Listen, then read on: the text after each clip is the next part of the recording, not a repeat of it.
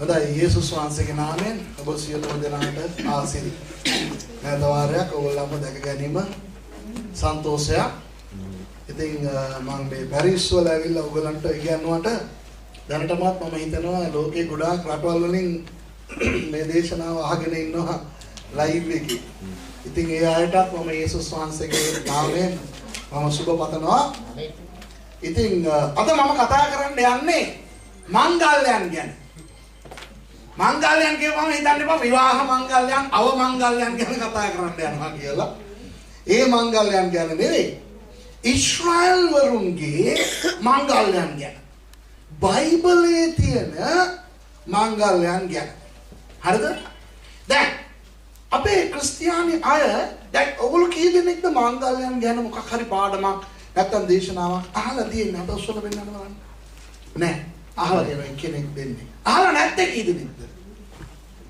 ඒක තමයි. ගොඩක් අය අහලා නැහැ. හොඳයි. ඒ නිසා හොඳට අද මේ පාඩම හුම්කම් දෙන්න. මොකද මේක අපේ කිතුණු ජීවිතවලට වටිනවා. සෑහෙන වටිනවා. කොහොමද වටින්නේ? මොනවටද වටින්නේ කියන දේවල් හරියටම දැනගන්න නම් මේ පාඩම මුළුමනින්ම ඔබ අහන්න ඕනේ ඉගෙන ගන්න. දැන් දෙපාර්ශ්වයක් ඉන්නවා කිතුණුවන්ගේ මේ මංගල්‍යයන් පිළිබඳව මත දරන එක කිතුණු කාණ්ඩයක් ඉන්නවා මෙහෙම කියනවා. අපි ආත්මික ඊශ්‍රායල් වරු. ඉතින් අපි ආත්මික යුදෙව්වන්. අපි ආත්මික ආබ්‍රහම්ගේ ආත්මික පරම්පරාව. ඒ නිසා අපි ආත්මික යුදෙව්වන් නිසා යුදෙව්වන් වගේම වැඩ කරන්න ඕනේ. හොඳේ? ශබත් දවසේ තමයි අපි දේව මෙහෙය තියන්න ඕනේ. චර්මච්ඡේදන කරගන්න ඕනේ. අර යාඥා සලුව ප්‍රයාශාල එක ඒක දා ගන්න ඕනේ. මිනෝරා පහන් රුක තියන්න ඕනේ. ෂෝෆාර් ඒක පිමින්න ඕනේ.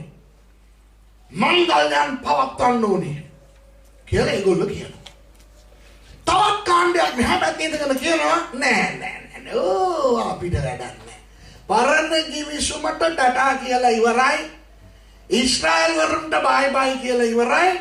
හරිද? දැන් පරණ දේ පහව ගියේය. සියල්ල අලුත් උනේය. දැන් අපිට ආබ්‍රහම් වැඩකුත් නෑ. පරණ කිවිසුම ආයත් වැඩකුත් නෑ. අපිට ওই මංගල්‍යයන් වැඩක් නෑ. පරණ කිවිසුම ගැන කතා කරන්නත් එපා. ඒක නිකන් මේ පුරා විද්‍යාවේ පරණ පොතක්. හරිද? ඒක නිකන් අර ඉතිහාසයට හොඳයි. නමුත් අපි අලුත් කිවිසුමේ අය අපිට අරවා මේවා ඕනේ නෑ. ඔය මංගල්‍යයන් ගැන කතාවක් කරන්න එපා කියලා. දැන් මම ඔය දෙකට මැදින් ඉඳගෙන තෙරපෙනවා. අර මොකද්ද? අර ගිරේට අහුවෙච්ච පුවක් ගෙඩිය වගේ. මොකද දන්නවද? එක පැත්තකින් මම ඉස්රායල් කියලා නායේ නටනවා. අවුරුද්දකට 7-8 වතාවක් ඉස්රායල් දේශයට යනවා. මදුවට කට්ටියවත් එක්කන් යනවා. මිනිස්සු කියනවා මම ඉස්රායල් වලට ගිහිල්ලා බිස්නස් කරනවා කියලා. එහෙමත් කියනවා. එහෙම කියන්න තරමට මම ඉස්රායල් යනවා. හරිද? මම නෙවෙයි මිනිස්සුන්ව ගෙනියන්නේ. මිනිස්සු මාව ගෙනියන්නේ. ඉතින් ඒකට මම මොනවා කරන්නද? මාව ගෙනිච්චනම් මම යනවා. හරිද?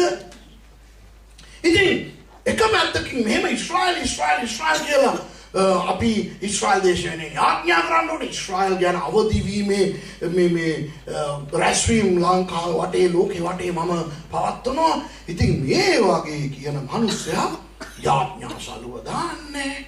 ශබත් දවස ගැන මේ කතා කරන්නේ. ෂෝෆාර් එක මේ නිකන් ඔෆිස් එකේ ස්ටයිල් එකට තියන් ඉන්නවා. ඒක පිඹින්නේ. පහන් රුක් කිහිපයක් ස්ටයිල් එකට තියන් ඉන්නවා. ඒක පාවිච්චි කරන්නේ. මොනවද මේ මිනිස්සයා මේ කියලා ඒගොල්ලෝ අහනවා. දැන් මම මගේ ස්ථාවරය මොකක්ද කියලා කියන්නේ. මගේ ස්ථාවරය බයිබලෙන් අලුත් කිවිසුමෙන් ක්‍රිස්තියානි අයට තියෙන ස්ථාවරය. මොනවද දන්නවද? අපි ආබ්‍රහම්ගේ ආත්මික පරම්පරාව තමයි. අපි ආත්මික ඊශ්‍රායල් තමයි. ආත්මික. භෞතික නෙවෙයි. ඒ නිසා භෞතිකව යුදෙව්ව කරන දේවල් අපිට කරන්න ඕනේ නැහැ.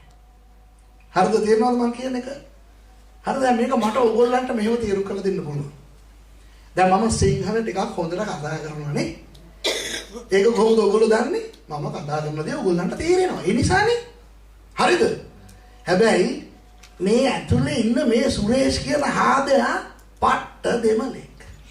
ඌ හිතන්නේ දෙමළෙක්, ඉනහාලෙන්නේ දෙමළෙක්, අඩන්නේ දෙමළෙක්, ඔක්කොම කරන්නේ දෙමළ. හරිද? මම කියන හාදයා ශ්‍රී ලාංකීය දෙමළ පිරිමියෙක්. කැලණීම ලැබුවා කියලා ඕක වෙනස් වුණේ නැහැ. හැබැයි දේව රාජ්‍ය තුල දෙමළ කියලා නැහැ, සිංහල කියලා නැහැ. ඕගොල්ලන්ව පිරිසිදු කරපු ඒ යේසුස්ගේ ලේමයි මාවත් පිරිසිදු කරේ. ඕගොල්ලෝ මාගේ සහෝදරයන්. අපි සේරම අපි එකම පවුලේ ඉන්න අය, එකම ස්වර්ගයේ අපි ගිහිල්ලා ජීවත් වෙන්න යනවා. හරිද? ඒ වගේ අපි අද ආත්මික යුදෙවෝ, ආත්මික ඊශ්‍රායල් වරු උනාට අපි සැබෑ යුදෙවෝ, භෞතික ඊශ්‍රායල් වරු නෙවෙයි. හරිද? එනිසා අපි ඒගොල්ලෝ වගේ ආඥා සලුදා ගන්න ඕනේ. ඒගොල්ලෝ වගේ ෂෝෆාර් පිමින් දුන්නේ. ඒගොල්ලෝ වගේ පහන් රුක් පාවිච්චි කරන්න ඕනේ. යාඥාවට ස්ටයිල් එකට තියාගමු. ඒගොල්ලෝ වගේ ශබත් තියාගන්න ඕනේ. ඒගොල්ලෝ වගේ මංගල්‍යන අපි පවත්වන්න ඕනේ. දැන් තේරෙනවද? හැබැයි මගේ දේශනා ඔයගොල්ලෝ අහලා තියෙනවා. ඔයගොල්ලන්ගේ සභාවට ඇවිල්ලා මම දේශනා කරලා තියෙනවා. බහුතරයක්ම මගේ දේශනා එන්නේ පරණ කිවිසුනේ. හරිද? මම ඊශ්‍රායල් ගැන කතා නොකරන අවස්ථාවක් නැහැ. ඊශ්‍රායල් ගැන මගෙන් කතා කරලා දැන් මගේ අනිත් ඒවා ගැන අහලා ඊශ්‍රායල් ගැන අහන්න ඉඳ අම්මා මගේ කට ඇරියනවා වහන්න යනවා. එච්චරට ඊශ්‍රායල් ගැන පිස්සුවක් තියෙන්නේ මට. ඒ වුණාට ඒක හොඳ ගණේ පිස්සුවක්. මෝඩ පිස්සුවක් නෙවෙයි. අපි යුදෙව්ව නෙවෙයි. හොඳේ? තේරුණාද? ඔයගොල්ලෝ අපි ශ්‍රී ලාංකීය කිතුණුවන් අපේ ශ්‍රී ලාංකිකත්වය වෙනස් වෙන්නේ නැහැ. ඔය ෆ්‍රෙන්ච් පාස්පෝර්ට් තියාගෙන ඉන්න ඔයගොල්ලන්ගේ හැම සුදුුන්නේ නැහැනේ පාස්පෝර්ට් ලැබුණ දාමසේ. උනාද? තාම කල්ලෝනේ. නේද? තාම ගන්නේ බත්නේ. තාම ගන්නේ අපේ කෑමන්නේ. නේද? අන්න හිතන්නේ සිංහලෙන්නේ. bonjour අහුවා කියලා මේ දිව උලුක් වෙන්න කිව්වට හිතන්නේ සිංහලෙන්නේ. දුර්යන් ගෙඩියක් තියලා හයියෙන් ඉඳවනම් මම කියන්නේ නෑනේ. මගේ අම්මා කියලා කියන්නේ. හරිද මං කියන්නේ? හරි. ඒ වගේ මම ක්‍රිස්තියානිකාරයෙක් ආත්මිකව ආබ්‍රහම්ගේ පරම්පරාවෙන් මට අයිතියක් තියෙනවා ඔයගොල්ලන්ටම වගේ. හැබැයි අපි භෞතික යුදෙවෝ නෙවෙයි. හොඳේ? ඒ නිසා අපි පරිස්සම් වෙන්න ඕන. දැන් මංගල්‍යයන් ගැන අපි ඉගෙන ගන්න හේතු කිහිපයක් තියෙනවා. එකක් බයිබලයේ ඕක තියෙන නිසා අපි ඉගෙන ගන්න ඕනේ. බයිබලයේ තියෙන හැම දෙයක්ම අපි ඉගෙන ගන්න ඕනේ. මොකද ඒවයින් දෙවියන් වහන්සේ කතා කරන දේවල් තියෙනවා. අනික ඔය යුදෙව්වන්ට දෙවියන් වහන්සේ දීපු හැම දෙයක්ම ඒගොල්ලන්ගේ ඒගොල්ලන්ගේ සංස්කෘතිකය, ඒගොල්ලන්ගේ ආහාරය, ඒගොල්ලන්ගේ බණත් ආඥා, ඒගොල්ලන්ගේ බයිබලය හැම දෙයක්ම ඒගොල්ලන්ගේ අනාගතයට එන්න යන්නා වූ මෙසියස් වහන්සේ ගැන අනාවැකිව තිබෙනවා. තේරෙනවද? පරණ කිවිසුම කියලා කියන්නේ එන්න යන්නා වූ යේසුස් වහන්සේ ගැන කතා කරන, උන්වහන්සේගේ පැමිණීමට මාර්ගය සකස් කරලා දෙන දෙයක්. ඒ වයින් බොහෝ දේවල් අපි ඉගෙන ගන්න ඕනේ යේසුස් වහන්සේ ගැන තේරුම් ගන්න. අපි ඕන නම් යේසුස් වහන්සේට අවුරුදු 2000කට පස්සේ ජීවත් වෙනා වෙන්න පුළුවන්. නමුත් පරණ කිවිසුමෙන් අදට අපි ඉගෙන ගන්න බොහෝ දේවල් තියෙනවා. ඔන්න අද මම ඊශ්‍රායල් වරුන්ගේ මංගල්‍යයන් ගැන ඔයගලන්ට උගන්වන්න යනවා. මම මොන්න අභියෝගයක් දෙන්නම්. ඔයගොල්ලෝ හොල්මන් වෙන්න යනවා. ඔයගොල්ලෝ හොල්මන් වුණ නැත්තම් එක පැත්තක් රැවුල මම ෂේව් කරගන්නවා. මට සර්විස් එක ඉවර වෙලා ඉල්ල කියන්න පාස්ටර් නාලා නම් ගානක් ගියේ නෑ නිකන් මේ ඇවිල්ලා කතා කරලා කියලා කියන්නේ. මම එක පැත්තක් රැවුල ෂේව් කරගෙනයි යන්නේ මෙතනින්. ඒ දන්නවද? මම කියන්නේ ඇයි කියලා? මම හොල්මන් වුණා. ඒකයි. මංගල්‍යයන් ගැන ඉගෙන ගන්නකොට මගේ ආත්මය, ප්‍රාණය, ශරීරය තැන් මාරු වුණා. මගේ දෙයනේ ඒකේ තියෙන දේවල් අපිට අදට අවශ්‍ය දේවල් හෙට ඊට අවශ්‍ය වුණ දේවල් අපිට අපේ අතීතය තේරෙනවා. වර්තමානය තේරෙනවා. අනාගතය තේරෙනවා මේ මංගල්‍යයන් ගැන බලනකොට. මංගල්‍යයන් පිළිබඳින්න ඕනේ. අපිට මේ මංගල්‍යයන් අපිට වැඩක් නැහැ දැන්. නමුත් ඒවා සියල්ල යේසුස් වහන්සේ තුල ඉෂ්ට වුණු ආකාරයයි ඉෂ්ට වෙන්න යන ආකාරයයි මම ඔයගොල්ලන්ට කියලා දෙන්න යනවා. හරිද? ලෑස්තිද? එහෙනම් හොඳ හල්ලෙලුයා පාරක් දෙන්න ඕනේ. හල්ලෙලුයා. මගේ ජොලිත නම් ඔයගොල්ලන්ට නෑ නේද? හල්ලෙලුයා. මම නිතරම කියනනේ ඔයගොල්ලෝ ඉඳගෙන ආසික් එක අහන් ඉන්න මම පවුනේ ඉඳගෙන කතා කරා. ඉතින් මට පොඩි ජුන්තුවක් දෙන්න ඕනේ. මිටින් ඔයගොල්ලෝ පොඩ්ඩක් බූස්ට් එක දුන්නා නම් තමයි මගේ මේ ජීප් එක දුවන්නේ. හරිද? පොඩි තල්ලුවක් දෙන්න ඕනේ ඉතින්. හරි. දැන් විතර උන්නේ මංගල්‍යයන් ඇත්තට 9ක් තියෙනවා. යුදෙව්වන්ගේ මංගල්‍යයන් 9ක් තියෙනවා. ඒ 9න් දෙවියන් වහන්සේ ඒගොල්ලන්ට පවත්වන්න කියපු මංගල්‍යයන් 7යි. ඒ නිසා අර 7 තමයි අපි ඉගෙන ගන්න යන්නේ. ඉතින් අර ඉගෙන ගන්න යන්නේ නැති අර අනිත් මංගල්‍යයන් දෙක මොකක්ද කියලා මම කියන්නම්. එතකොට ඔයගොල්ලෝ ඒක මතක තියාගන්න. ඒක අපිට ඕනේ වැදගත් නෑ නමුත් දැනගන්න. ඔන්න එකක් තමයි මතකද මේ යුදා රාජ්‍ය බාබිලෝනයට ගිය අවුරුදු 70කට වහල්කම. ඊට පස්සේ බාබිලෝන් දේශය පරාජයට පත් කරලා මේදිය පර්ෂිය රාජ්‍ය ලෝකේ පාලනය කරන්න පටන් ගත්තානේ. අන්න එතකොට යුදෙව්වෝ බාබිලෝන් වල හිටියේ නමුත් දැන් බාබිලෝනේ නෙවෙයි පාලනය කරන්නේ පර්ෂියාව. හොඳේ? ඒ පර්ෂියානුවරයෙක් හිටියා ආමාන් කියලා. ඒ ආමාන් කියන හාදයා යුදෙව්වන්ව ද්වේෂ කරා රජතුමා ලව්වලා මේ යුදෙව්වන්ව ඝාතනය කරන්න තීරණය කරා. ඒගොල්ලෝ මොනවද කරේ? ඒගොල්ලෝ මේවා දැන් මොකද්ද? ඒකට කියන්නේ මේ කාස්ටිං ලොට්ස් වලට සිංහලෙන් මොනවද කියන්නේ? අර අපි බෙල්ලෝ දාන්නේ. ඒ වගේ අර සීප්ටු වගේ දාන්නේ. හා? ඒ වගේ දාදු දාන. ධාතු නේද? දාදු දාලා ඒගොල්ලෝ එකක් කොලයක් ගත්තා. ඒකේ තිබුණා මෙන්න මේ මාසේ කියලා. ලබන අවුරුද්දේ මේ මාසේ වෙනකොට යුදෙව්වන්ව අපි මර්ධනය කරනවා. විනාශ කරනවා කියලා ඒගොල්ලෝ තීරණය කරා. තීරණය කරපුවම දැන් යුදෙව්වෝ සීරම පහළව හැටියටනේ ඉන්නේ. ඒගොල්ලන්ට දැන් සැහැඬ බයයි. ඉවරයි. දැන්ලා යන්න විදියක් නැහැ. මුළු ලෝකෙම පාලනය කරන්නේ මේගොල්ලෝ. විනාශ වෙන්න යනවා කියලා ඒගොල්ලෝ හිතාගෙන ඉන්නකොට තමයි මොර්දෙකායි කියන මිනිස්සෙක් හිටියා. ඒ මිනිස්සයා එස්තර් කියන ඔහුගේ සහෝදරියක් වෙන මේ ලස්සන යුදෙව් කාන්තාව රජතුමාට කොහොම හරි බන්දලා දීලා එස්තර් හරහා ඒ ආමන්ගේ කුමන්ත්‍රණය මත පිටට ගෙනල්ලා මොර්දෙකායිව එල්ලලා මරන්න ආමන් විසින් සාදන ලද එල්ලුම් ගහේ ඒ ආමන්වම මේ මරලා යුදෙව්වන්ට මිදීම ලබලා දුන්නා ඔය එස්තර්. ඔක බයිබලයේ එස්තර් පොතේ ඔය තියෙන්නේ ඔය කතන්දරේ. හරිද? ඔය ජීවිතේ පළමු වතාවට වගේ නම් ඔයගොල්ලෝ මේ ඇහුවේ මේක මහා වංශ කතාවක් නෙවෙයි. ඔය බයිබලයේ එස්තර් පොතේ තියෙන කතාවක් මම මේ ඔය කිව්වේ. හරිද? අන්න ඒ දවස පටන් යුදෙව්වන් බේරුණ එකට ඒක සමරන්න ඒගොල්ලෝ පියෝහිම් කියන මංගල්‍යයක් ඒගොල්ලෝ පවත්වන්න පටන් ගත්තා. අර පෙරෝහ හරිද? සිංහලෙන් කියනවා නම් පූර් කියන්නේ. මොකද අපිට හයන්න කියලා නෑනේ. රායන්න නෙදී. ඉතින් පූර් කියන්නේ දාදු. පූරින් කියන්නේ ඒකේ බහු වචනය. දාදු දමලානේ අපිව මරන්න මේ උත්සාහ කරේ. අන්තිමට ඒගොල්ලන්ටනේ මේ කෙල්ල උනේ කියලා කියන්න බෑ. නමුත් ඒක තමයි එතනට එන්න ඕනේ. හරිද? කවන්නේ මන් දේවල් විතර ඒක අවන්නේ. ෂේ. හරිද? හැබැයි යුදෙව්ව බේරුණා. හරිද? යුදෙව්ව බේරුණා. ඒ නිසා එදා ඉඳන් මේ පූරිම් මංගල්‍ය ඒගොල්ලෝ පවත්වනවා. හරිද? ඔන්න ඕක එක. ඊළඟ දෙවෙනි එක මලාකි පොතයි අලුත් කිවිසුමයි අතර අවුරුදු 400ක කාලයක් තියෙනවා.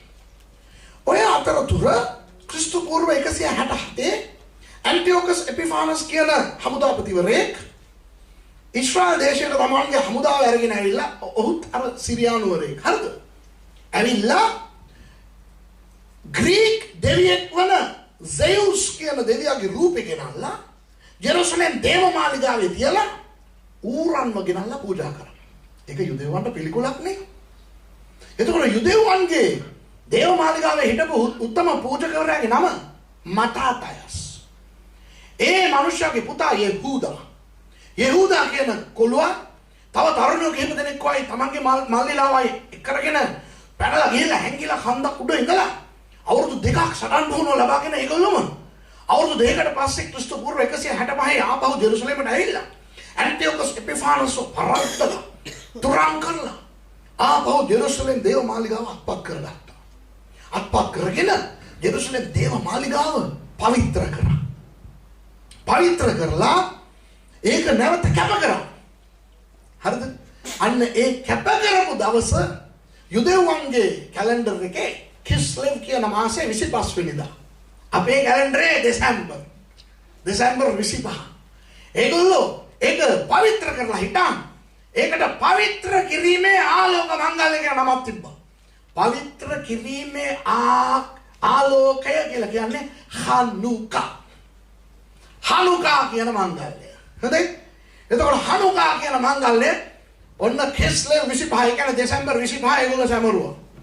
එදායින් පස්සේ අද වෙනතුරු යුදෙව්වන්ගේ කිස්ලෙව් මාසේ 25 වෙනිදා ඉඳන් දවස් 7ක් දිගටම ඒගොල්ලෝ ආලෝක මංගල්‍ය පවත්වනවා.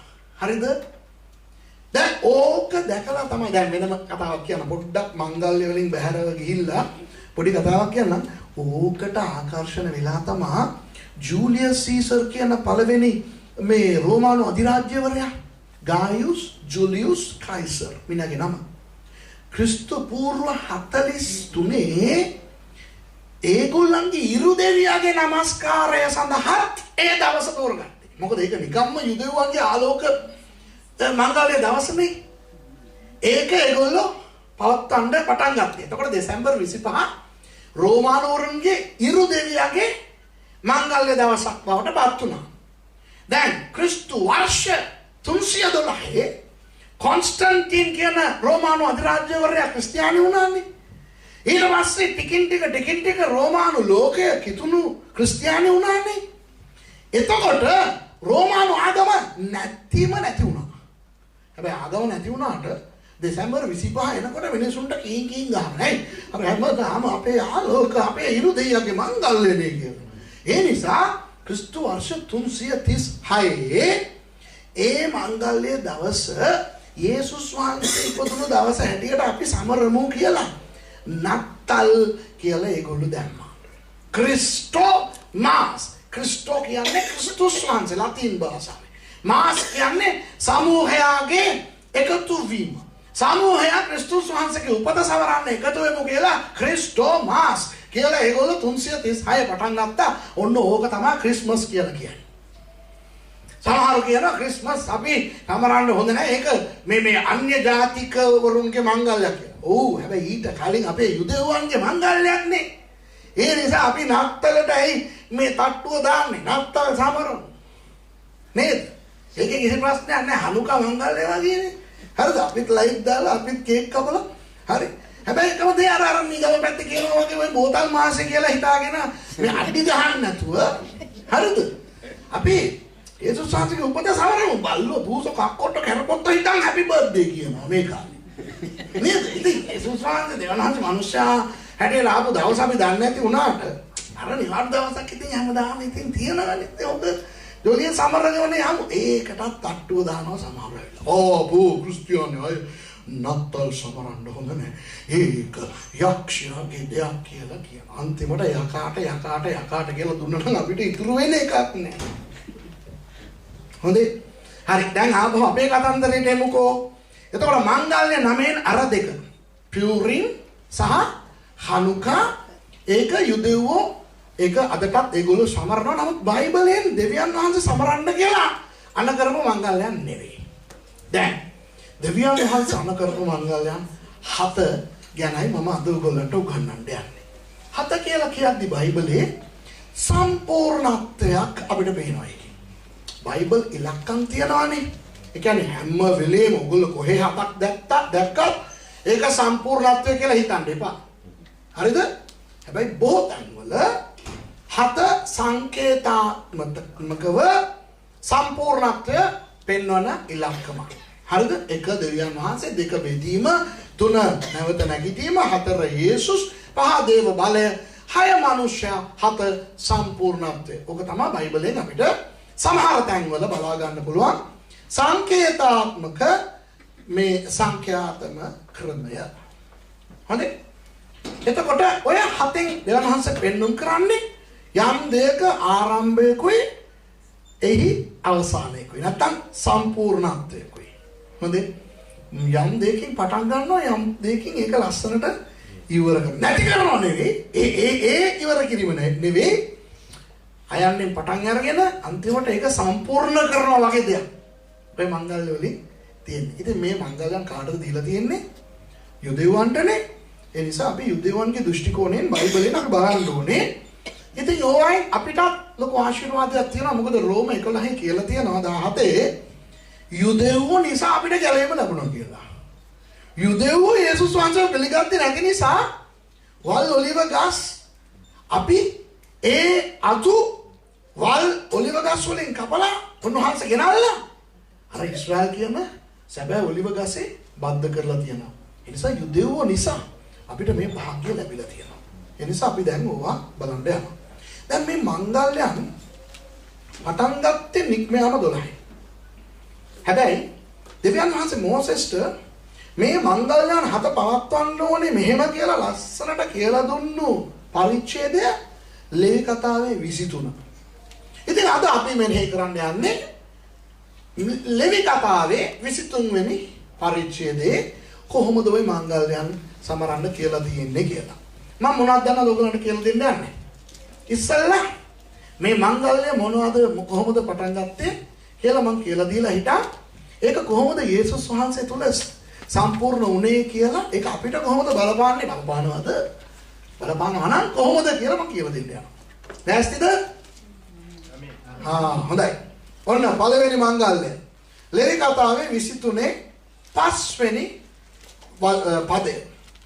ප්‍රසෝෂිෂ්ඨ කියවන්න. ලේවි කතාවේ 23 වෙනි පරිච්ඡේදයේ 5 වෙනි පදය. ඔන්න පළවෙනි මංගල්‍ය. හොඳයි? පළවෙනි මාස 14 වෙනි දින සවස ස්වාමීන් වහන්සේගේ පාස්කුව වේ. එම මාස 15 වෙනි දින. හරි. පළවෙනි මාසේ අපහු කියවන්න පළවෙනි මාසේ පළවෙනි මාස 14 වෙනි දින සවස ස්වාමීන් වහන්සේගේ පාස්කුව වේ. ස්වාමීන් වහන්සේගේ පාස්කුව. ඕකට හෙබ්‍රේව භාෂාවෙන් කියන්නේ පාස්කුව කියන්නේ පෙසහ්. හරිද? පළවෙනි මාසය කියලා කියන්නේ ඒගොල්ලන්ගේ අවිව් කියන මාසය. හොඳේ? අවිව් කියන මාසය. ඔකට නිසාන් කියලාත් කියනවා. අපේ කැලෙන්ඩරේ ඕක අප්‍රේල් මාසය. හරිද?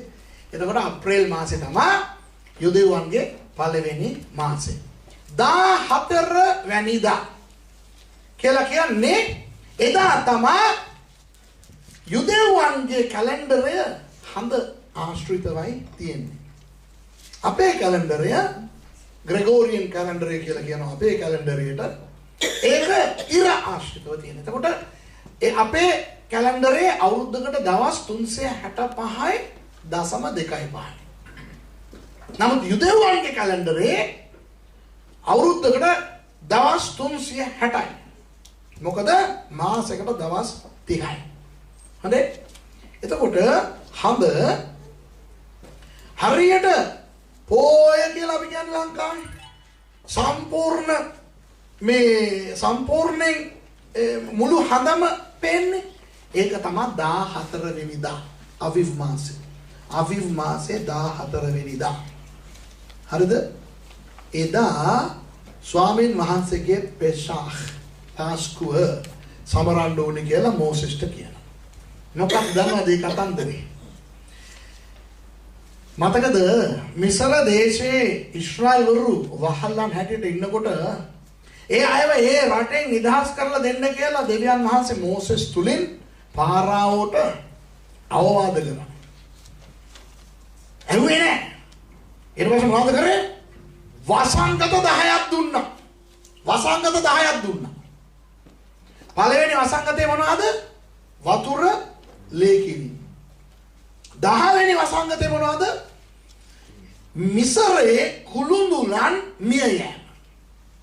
මිසර දේශයේ මිනිසෙක්ගේ විතරක් නෙවෙයි සත්ව ජීවීන්ගේ කුළුඳුල් පිරිමි සතා කුළුඳුල් පිරිමි පුතා මැරෙන්නේ. හරිද?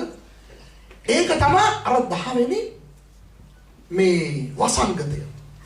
දෙවියන් වහන්සේ කිව්වා මෝසෙස්ට දැන් මම යවනවා ඔය මේ කුළුඳුලන්ව මරණ ඒ මරණේ දූතයා.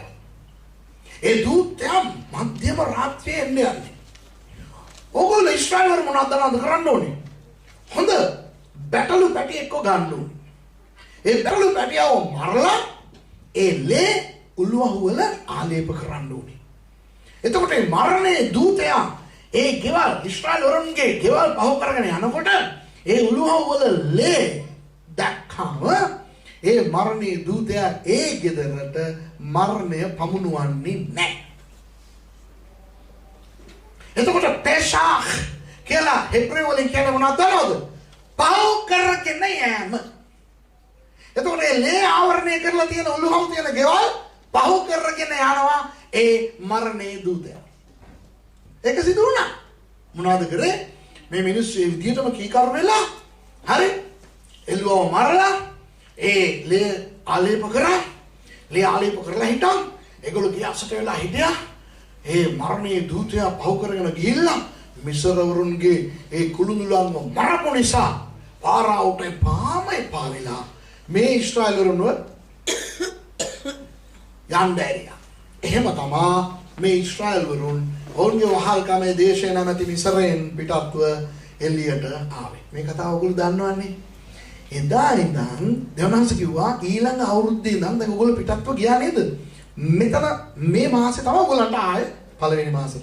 ඒ වෙනකන් ඒගොල්ලන්ට කැලෙන්ඩරයක් තිබුණේ නැහනේ. අර මිසරවරුන්ගේ දින මේ ඒගොල්ලන්ගේ කැලෙන්ඩරයට අනුවනේ ඒගොල්ලෝ වැඩේ කරේ. කැලෙන්ඩරයට මොනවද කියන්නේ සිංහලෙන්? මේ දින දර්ශන. හරිද? දින දර්ශක දින දර්ශනය. ණය. දර්ශනය. හරිද? දින දර්ශනය. හරිද? මිසරවරුන්ගේ දින දර්ශනයට අනුවනේ ඒගොල්ලෝ වැඩ කරේ. දැන් දෙවනහස දුන්නා. දැන් ඕගොල්ලන්ටම කැලෙන්ඩරයක් දෙන්නම්. දින දර්ශනයක් දෙන්නම්. මේක තමයි ඔයගොල්ලන්ගේ පළවෙනි මාසය. ලබන අවුරුද්දේ ඉඳන් ඔයගොල්ලෝ හැම මේ පෙසක් දවසේ මේ කියන්නේ අවිව් මාසේ 14 වෙනිදා රෑ ඔයගොල්ලෝ මේ පෙසක් එක ඔයගොල්ලෝ සමරන්න ඕනේ. කොහොමද ඔයගොල්ලෝ සමරන්න ඕනේ? බැටළු බැටේ කොමරලා ඒ මස් අරගෙන උයලා කාලා ඒකත් එක්ක මොහොන් නුමුසු රොටි ඔයගොල්ලෝ අනුභව කරන්න ඕනේ. ඛණ්ඩ කියලා එහෙම තමයි ඔයගොල්ලෝ සමරන්න ඕනේ කියලා කිව්වා. තේරෙනවද? දැන් ඒක අදටත් ඒගොල්ලෝ කරනවා.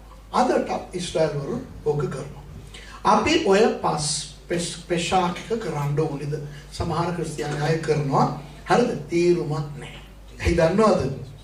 යේසුස් ක්‍රිස්තුස් වහන්සේ තමයි ඒ පෙසාක් බැටළු පැටියානෝ. ආමේන්. යෝහන් බෞතිස්ත යේසුස් වහන්සේ දැක්ක ගමන් කිව්වා මෙන්න මුළු ලෝකයාගේ පාපය ඔසලන්නේ අන්නව බැටළු පැටියානෝ කියලා.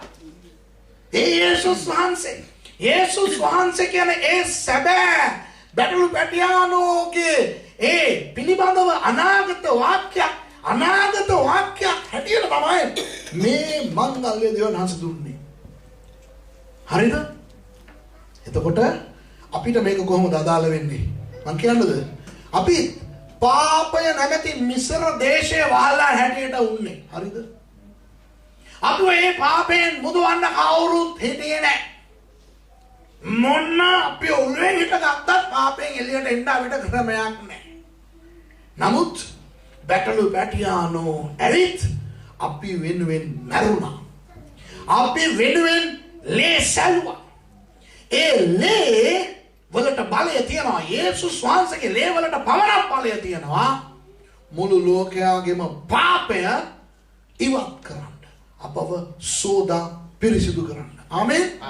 ඒ යේසුස්ගේ ලේ වලින් සෝදා පිරිසිදු කරන ලද අපි අද ගැලවීම ලබලා මිසර දේශයෙන් පිට ඇවිත් ස්වර්ගය නැමැති කානාන් දෙස ගමන් කරමින් සිටිනවා. තාම ගිහින් නැහැ එතනට.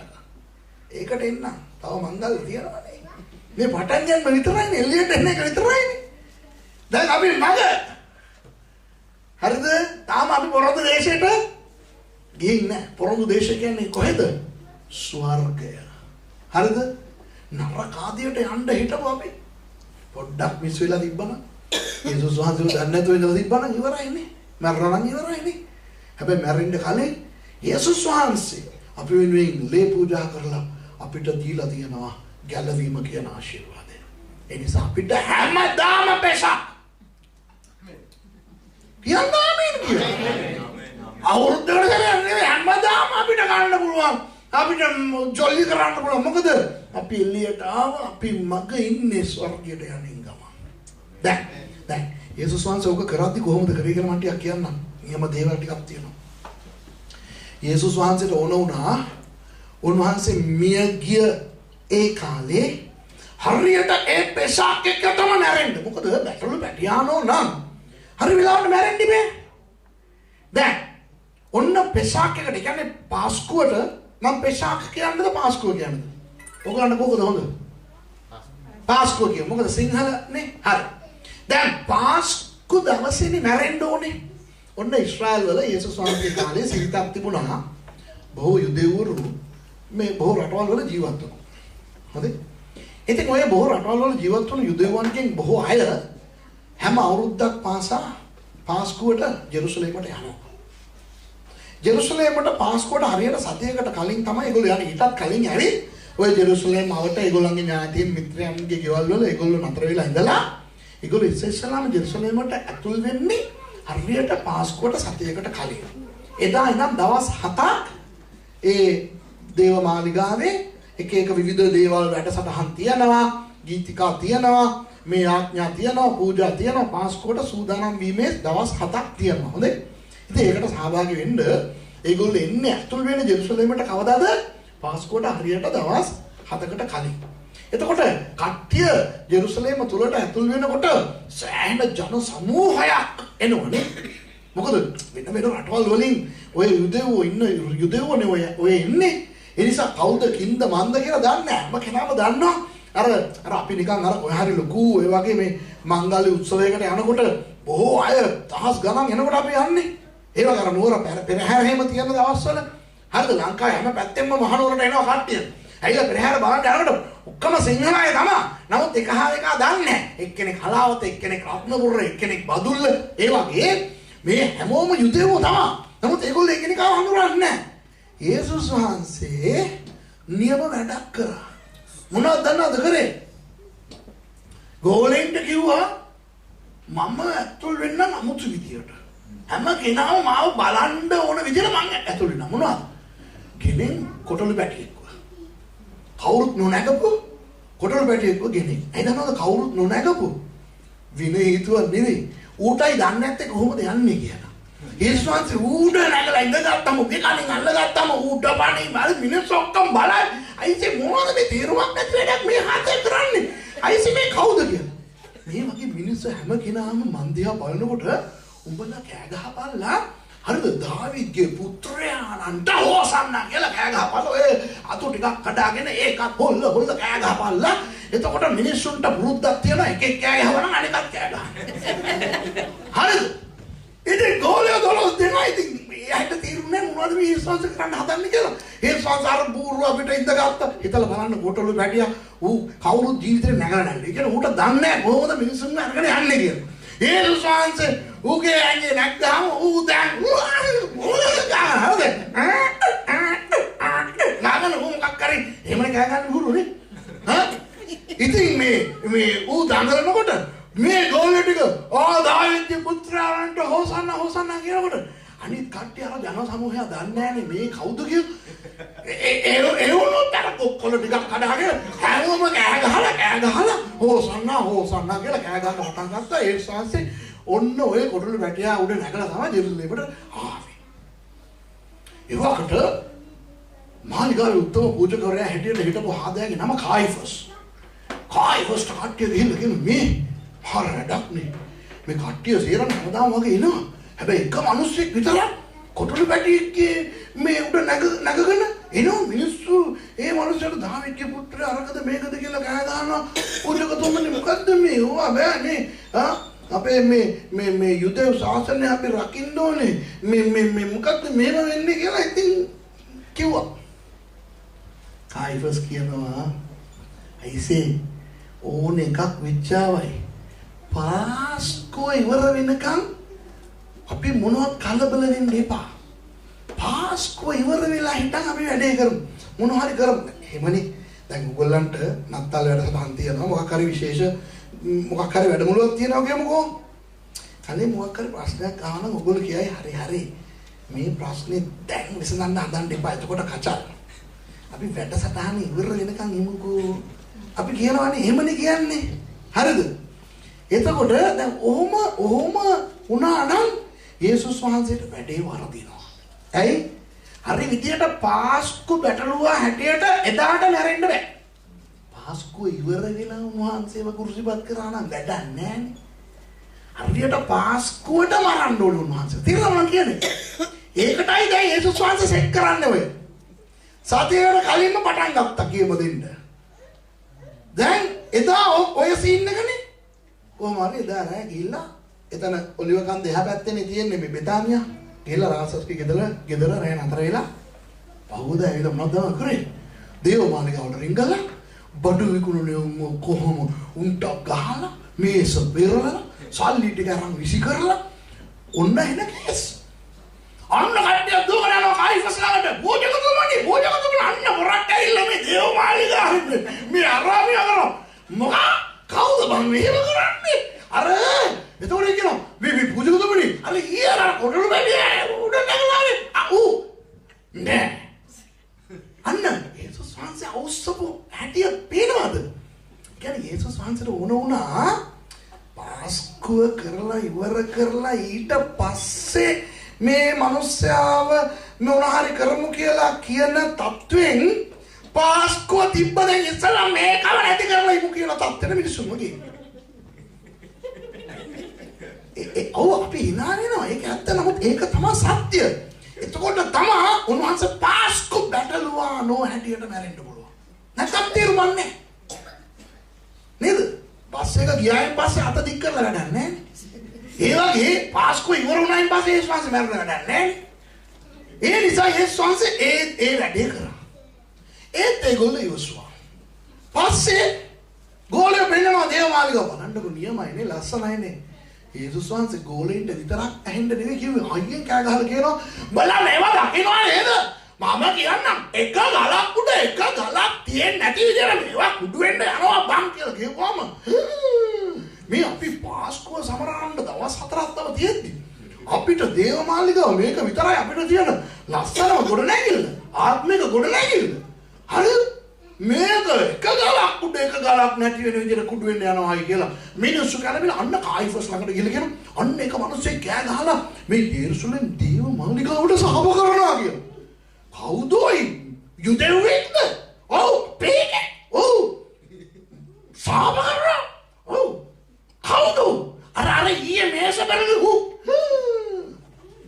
උනේ අර බුරෝ උඩ නැගලානේ. ඔව් අන්න දැන් තේරුණාද? ඒ දවස් 7 යේසුස් වහන්සේ උගන්වපු මතෙව් 24 අවසාන කාලේ යන්නේ උගන්වන්නේ. අන්න මේ මතෙව් 21 ඇතුළට ආවයින් පස්සේ යේසුස් වහන්සේ ඒ දවස් 7ම උන්වහන්සේ ජෙරුසලම් වල හිටපු යුදෙව්වන්ව ඒ උත්තම පූජකවරයා වන කායිෆස් ඒ උත්තම පූජකවරයාගේ මාමණ්ඩිය හන්නා කියන මිනිස්සයා මේ මිනිස්සුන්ව අවසන්ද වැඩ කරේ. ඒ අය පාස්කුව පැත්තකින් තියලා ඉස්සල්ලා මේකම නැති කරලා ඉන්න ඕනේ කියන තත්ත්වෙට ගිහින්දා. දැන් තේරුණාද ඔයාලට? ආමෙන්.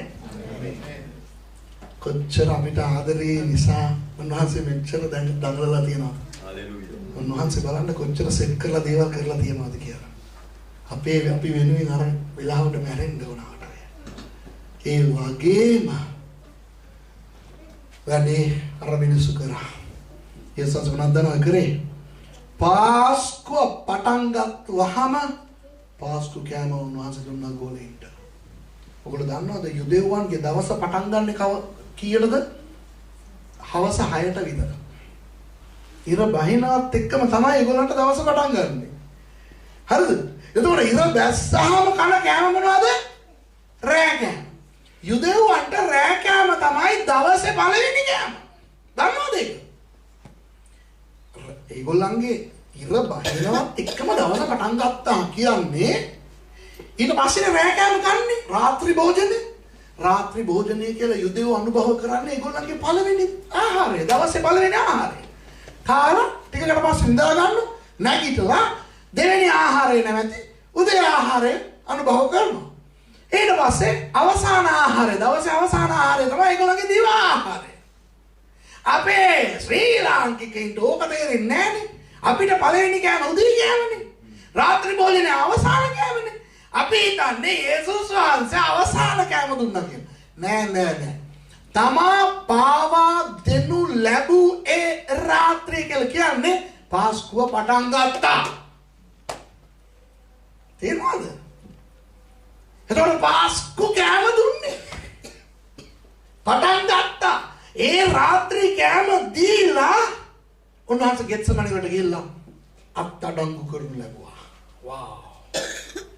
පාස්කුවේදී උන්වහන්සේ අහුවෙලා අර බැටළුවාට කරා වගේ පාස්කු දවසේනේ බැටළු පැටියව අල්ලලා ගෙනල්ලා මරන්නේ කීයටද කියන්නේ? හවස 6ට දවස ඉවර වෙනවා නම් රාට මරණේ දූතයා එන්නේ යනවා නම් ඒ කාලේ මිසර දේශයේ ෆ්‍රිජ් තිබ්බේ නැහනේ ශීතකරණ. ඒ නිසා මරන්න ඕනේ හවස 3ට. හවස 3ට බැටළුවව මැරුවා නම් තමා හරියට ඒ ලේ ආලේප කරලා මේ මස් උයලා රාත්‍රී කෑම වලට සූදානම් කරන්න පුළුවන් වෙන්නේ. කලින් මැරුවා නම් නරක වෙනවා. පස්සේ මැරුවා නම් වෙලා නැති වෙනවා උයන්න. ඒ නිසා යේසුස් වහන්සේ හරියට ඒ බ්‍රහස්පතින්දා රෑ පළවෙනි කෑම නැවතී පාස්කු කෑම ගෝලෙන්ට කන්න දීලා උන්වහන්සේ අත්අඩංගු වෙලා පහවදා හවස 3ට හරියට සියලු දේ නිමාවිය කියලා මැරුණා. ආමේන්. හරියට අර පාස්කු බැටළුවා මැරෙන වෙලාවට යේසුස් වහන්සේ මැරිලා තැන්පත් කරනු ලැබුවා. ආමේන්. ආමේන්. බලන්න ඒක තමයි යේසුස් වහන්සේගේ ක්‍රමය. පාස්කු මේ බැටළුවා හැටියටම උන්වහන්සේ මැරුණා. උන්වහන්සේ පාස්කු බැටළුවා විතරක් නෙවෙයි. දන්නවද? ඒගොල්ලෝ මස් කනවා කියන්නේ මේකයි. මස් ඒගොල්ලන්ගේ ප්‍රධාන ආහාරය නෙවෙයි. යුදෙව්වන්ගේ ප්‍රධාන ආහාරය මොකද්ද කාටද කියන්න පුළුවන්? මොකද්ද? කාටද කියන්න පුළුවන්?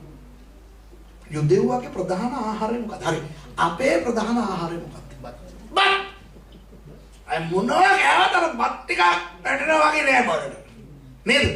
ඒ වගේ යුදෙව්වගේ ප්‍රධාන ආහාරය රොටි. ඒගොල්ලෝ මොනවා කෑවත් රොටිත් එක කන්නේ අපි වගේ. අපි මස් කෑවත් බත් එක කන්නේ, මාළු කෑවත් බත් එක කන්නේ, පපඩම් කෑවත් බත් එක කන්නේ, මැල්ලුම් කෑවත් අපි බත් එක කන්නේ නේද? ඕනේ මක්කා. හැබැයි බත වෙනස් වෙන්නේ. හරි? ඒ වගේ යුදෙව්වා දැන් අපි දවාලේට බත් කනවා, සමහර රැයට බත් කනවා, අනිත් වෙලාවේ අපි කොත්තු රොටි කනවා, ඉන්දියාප්ප කනවා, රොටි කනවා, දෝසෙ කනවා, ඔය වගේ වෙන ආහාර කනවා. යුදෙව්වට ඒව නැහැ. යුදෙව්ව මොනවා කෑවත් රොටි නතු බෑ. රොටි තමයි ප්‍රධාන ආහාරය.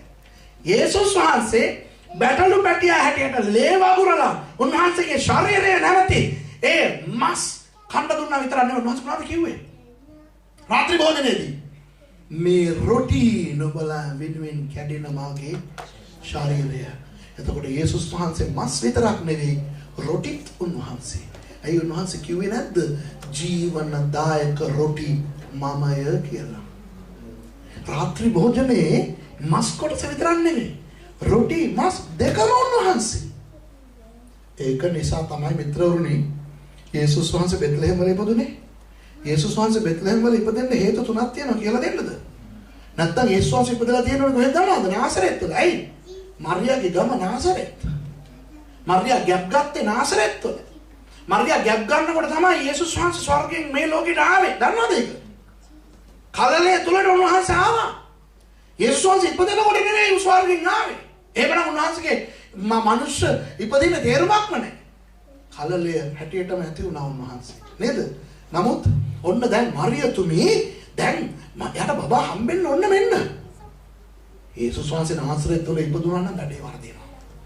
හේතු තුනක් නිසා. අර කොහෙදෝ හිටපු මේ ටිබෙරියස් කියන රජතුමාගේ හිතට ඔළුවට මොකද්ද අනම්මනම් දාලා.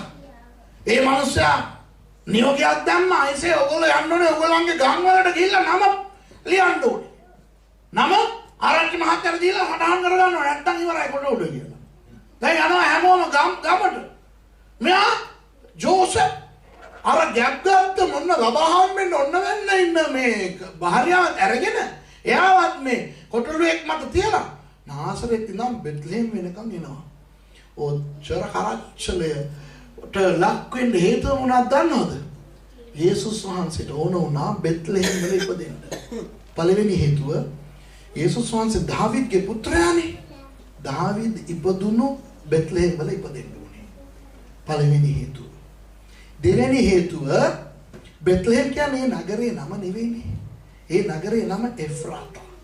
බෙත්ලෙහෙම් කියන්නේ බේත් ලහෙම්. හෙම් කියන්නේ රොටි. බේත් කියන්නේ නිවස. බේත්ලෙහෙම් කියන්නේ රොටි නිවස.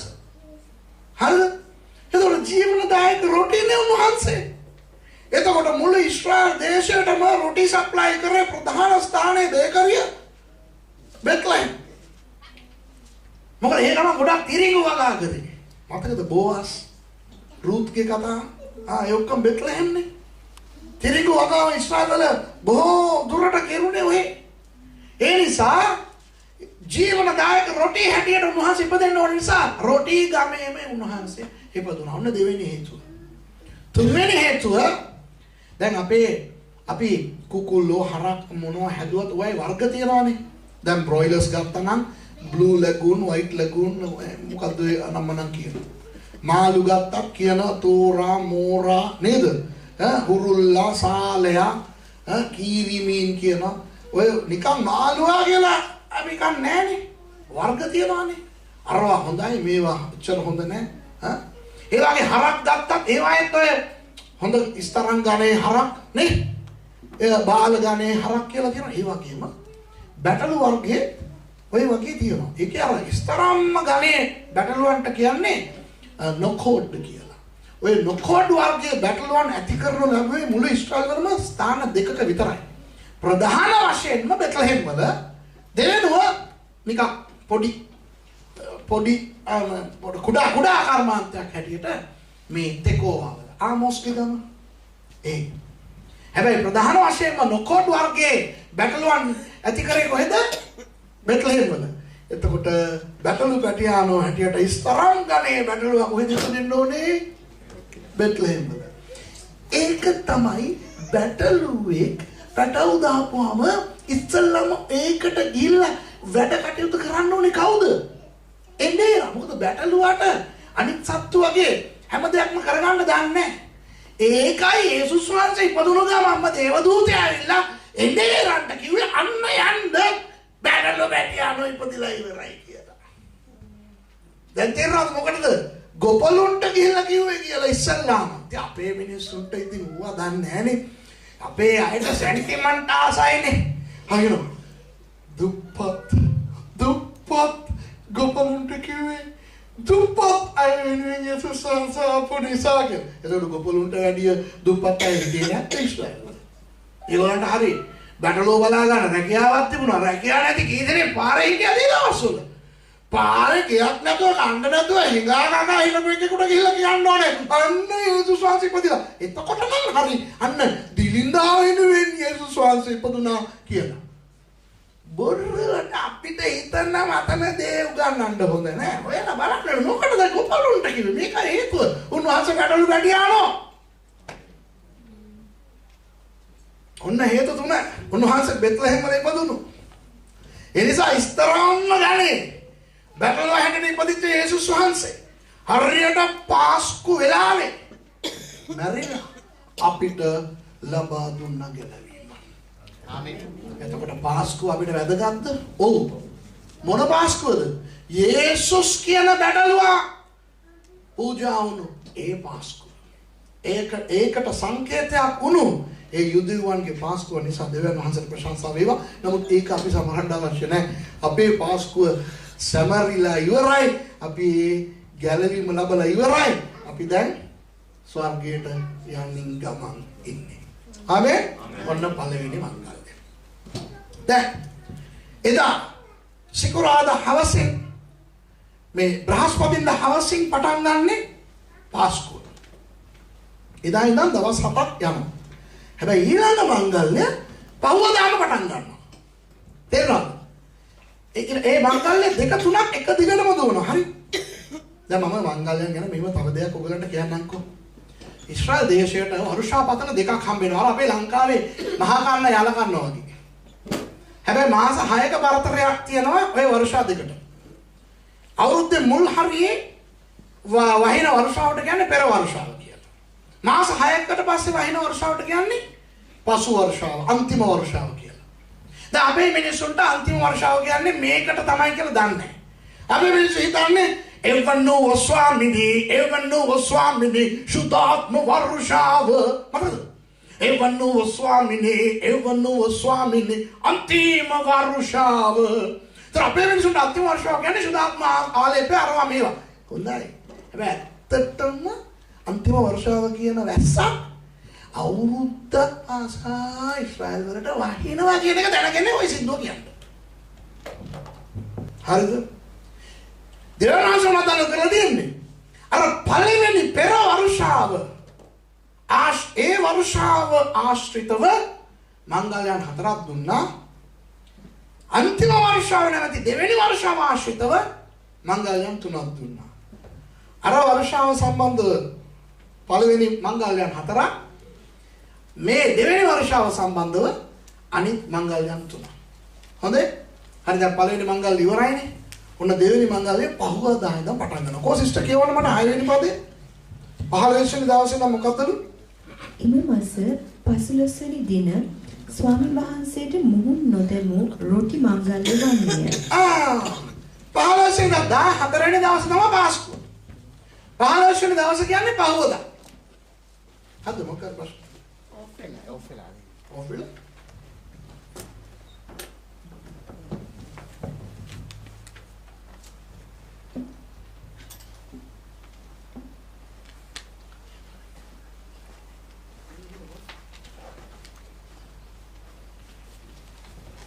හරිද? පැහැදිලිවම කියලා දෙනවා. 14 වෙනි දවස පාස්කුව. 15 වෙනි දවස මුහුන් නුමුසු රොටි මංගල්‍ය. ඒ කියන්නේ ඉස්රායල් වරු පාස්කුවට පහුවදා ඉඳන් ඒගොල්ලෝ දවස් 7ක් තිස්සේ ඒගොල්ලෝ කන්න ඕනේ මුහුන් නුමුසු රොටි. මුහුන් කියන පාරණ ගිවිසුමේ කියන්නේ මුහුන් කියන්නේ මොනවද දන්නවද? ඇඹුල් රහ. අර ටිකිරි මෑණිකේ ඒ ඇඹුල් නෙවෙයි. ටිකිරි මෑණිකේ ඇඹුල් ගෙනල්ලා. ඒක නෑ ඉවර කරලා ඒක තමයි. හරි. ටිකිරි මෑණිකේ කියන ඇඹුල් ඒ ඇඹුල් නෙවෙයි. ඇඹුල් රහ. දැන් රොටි වලට අර දෙවන්ගේ රොටි වලට අර ඇඹුල් රහ තිබ්බනම් තමයි ඒක ගති. අර නිකන් අපේ රොටි වලට පොල් දානවා වගේ. හරිද? ඉතින් හැබැයි ආත්මිකව ඇඹුල් රහ කියලා යුදෙව්වන්ට කියන්නේ පාපෙට. අර ඇඹුල් කියන්නේ යුදෙව්වන්ට පාපෙ. හරි? එතකොට මොහොන් නොමුසු රොටි කියන්නේ පාප රහිත රොටි. එතකොට දැන් දවස් 7ක් තිස්සේ ඒගොල්ලෝ ඒක කන්න ඕනේ. තේරුණාද? මොකද අර පාස්කු බැටළුවා කරන කොටගෙන මේ අයගේ පාප වසා දමනු ලැබුවා කියන ප්‍රීතියෙන් ඒගොල්ලෝ මොහොන් නුමුසු රොටි මංගල්‍ය පවත්වන්න ඕනේ දවස් 7ක්. දැන් තේරෙනවද ඔයගලන්ට? දැන් මේකේ නම් අංගලදා. thank you. හරිද? අරකේ රෙකෝඩ් වෙනවනේ නේ. හරි. දැන් අහන්නකෝ. එතකොට දැන් යේසුස් වහන්සේ ගැන කතා කරමු. යේසුස් වහන්සේ කුරුසියේ මැරෙනකොට අපේ පාප රැගෙන නේද උන්වහන්සේ ගියේ? උන්වහන්සේගේ කර පිට අපේ පාප රැගෙනනේ උන්වහන්සේ ගියේ. මොහොම සහිතවනේ උන්වහන්සේ ඒ ජීවනදායක රොටි කුරුසියට ගියේ. හැබැයි මරණයෙන් උන්වහන්සේ මොනවද කරේ? පාපය පරාජයටපත් කරා. නේද? සියලුම දේ අවසන් කළ උන්වහන්සේ කියවනේ කුරුසියේදී. මොනවද ඒකේ තේරුම? පාපයට තිතක් තියලා ඉවර කරා. ආමෙන්. ආමෙන්. උන්වහන්සේව පිළිගන්න සියලුම දෙනාගේ පාප කමා කරනු ලබනවාය. එතකොට තැන්පත් කරනු ලැබූ යේසුස් වහන්සේගේ දේහය පාප සහිත දේහයක්ද පාප රහිත දේහයක්ද කියන්නේ? රහිත. ආමෙන්. පාප රහිත. අන්න දෙවෙනි දවස මොහොන් නුමුසු රොටි මන්දල්ලේ පටන් ගන්න දවසේ යේසුස් වහන්සේගේ දේහය මේ සොහොනේ තබා තිබුණේ පාප රහිත දේහය මොහොන් නුමුසු රොටි. අපිට මොහොන් නුමුසු රොටි මන්දල්ලේ හැමදාම ඇයි පව කමව ලබා මතකද ඔයගොල්ලෝ යේසුස් වහන්සේට පළවෙනි දවස ගැලවීම ලැබපු දවස ඔයගොල්ලෝ කිව්වා ස්වාමිනේ මගේ පාපවලට කමා කළ මැනව ඔබ වහන්සේව මම මාගේ පෞද්ගලික ගැලවුම් කාර්යයන් හැටියට පිළිගන්නවා කියලා. එදා අපේ ජීවිතේ මොහොන් නැති වුණා. ආමෙන්. දැන් අපි පාපිෂ්ඨද නැහැ. ඒ පාප ස්වභාවය තියෙනවා. ඒ වගේ සමහරවිට අපි වැරදි දේවල් කරනවා. බයිබලයේ කියලා දෙනවා ධර්මිෂ්ඨය හතරක් නැත්නම් නැගිටී කියලා. ඇති අපි මොකක් කරේ අත්‍යවශ්‍ය කරනකොට අපි සෝරි කියාගෙන යන්නයි තියෙන්නේ. ආයෙ අපි ගැලවීම ලබ ඉන්න ඕනද? ඔව් නම් ඔව් නෑ. ඕගොල්ලෝ ආයෙ ගැලවීම ලබන්න ඕනද? එක සැරයක් ගැලවීම ලැබුවේ. ආමෙන්. එක සැරයක් ගැලවීම ලැබුවා. එක සැරයක් බෞද්ධිස්ම ගත්තා. ආයෙ සැරයක් ඔයගොල්ලෝ බෞද්ධිස්ම ගන්න ඕනේද? ඕනේ. ඒ වුණාට අපෙන් අත්‍යවශ්‍ය පව් සිදු වෙනවා. ඒකට අපි සොරි කියාගෙන යනවා. නමුත් අපිට අපි ඉපදුණු ඒ පාපය ආදම්ගෙන් ආපු ඒ පාපය ඒ අපිව නිරයට ගෙන යන පාපය තුරන් කරනු ලැබුවා අපේ ජීවිතේ දැන් මොහොන්නේ. පාස්කුවක් අපේ ජීවිතේට සිදු වෙලා ඉවරයි. මොහොන් නුමුසු රොටි මංගල්‍ය ඔන්න අපේ ජීවිතේට ඇවිල්ලා ඉවරයි. හොඳයි? ඔන්න තුන්වෙනි මංගල්‍ය. 11 වෙනි පදයේ කියවන්න සිස්ටර් 23:11 ලෙවි කතාවේ. ඒ මිටිය නුඹලා උදෙසා 11ද 10 ඉඳන් කියවන්න. ස්වාමීන් වහන්සේ මෝසෙස්ට තවත් කතා කොට කියනසේක් ඊශ්‍රායල් පුත්‍රයන්ට කතා කොට මෙසේ කියපන්න.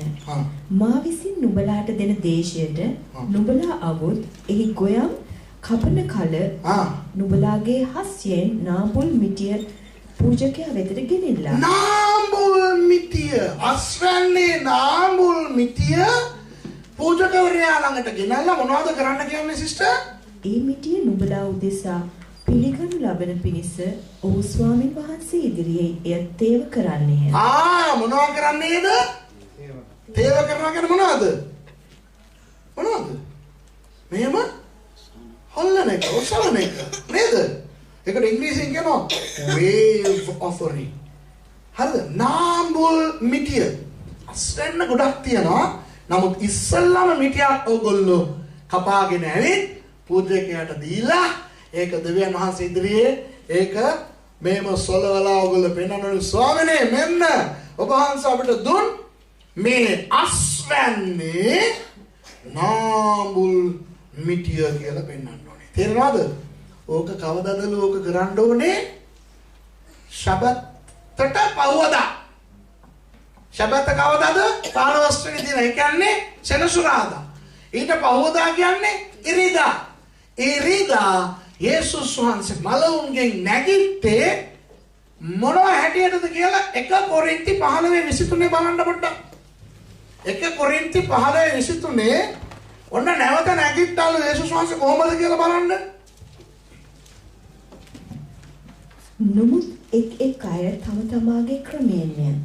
ක්‍රිස්තුස් වහන්සේ නාඹුල් ඵලයය. වව්! කවුද නාඹුල් ඵලය? මොකේ නාඹුල් ඵලයද කියවන්න? ඉන්පසු ක්‍රිස්තුස් වහන්සේගේ ඊමේදී උන්වහන්සේ සන්තක වූ නැගිටින්නෝය. නැවත නැගිටීමේ නාමුල් ඵලය යේසුස් වහන්සේ අනිත් ක්‍රිස්තියානි මරුණු සියලුම ක්‍රිස්තියානි අයත් නැවත නැගිටින්න යනවා. දැන් තේරෙනවද ඔයගොල්ලන්ට? නැවත නැගිටීම කියන්නේ මොකද්ද? මරුණ දේ නැවත නැගිටින එක. අර ගොයමේ මිටියක් නේ කපන්නේ. ඔය ගොයන් කොහෙන්ද ආවේ? බීජ වපුරලා ඒ බීජ මරුණ නිසා. ඒස්වාස කියනවා බීජය පොළොවට වැටිලා මරුන් නැත්තම් ඒක හටගන්නේ නැහැ කියලා. අන්න යේසුස් වහන්සේ නැවති නාඹුල් බීජය මැරිලා නාඹුල් මිටිය හැටියට ඵලය හැටියට නැවත නැගිටිනවා. අපි සියලුම ක්‍රිස්තියානි අය එදා පටන් සභාව පටන් ගත් අවුරුදු 2000කට කලින් පටන් අද වෙනතුරු සෑම ක්‍රිස්තියානි කාර්යයක්ම මොනවද වෙන්නේ? මැරිලා පරණ ජීවිතයට අපි නැවත ඉපදෙනවා. ආමෙන්. ඕකේ නාඹුල් ඵලය කවුද?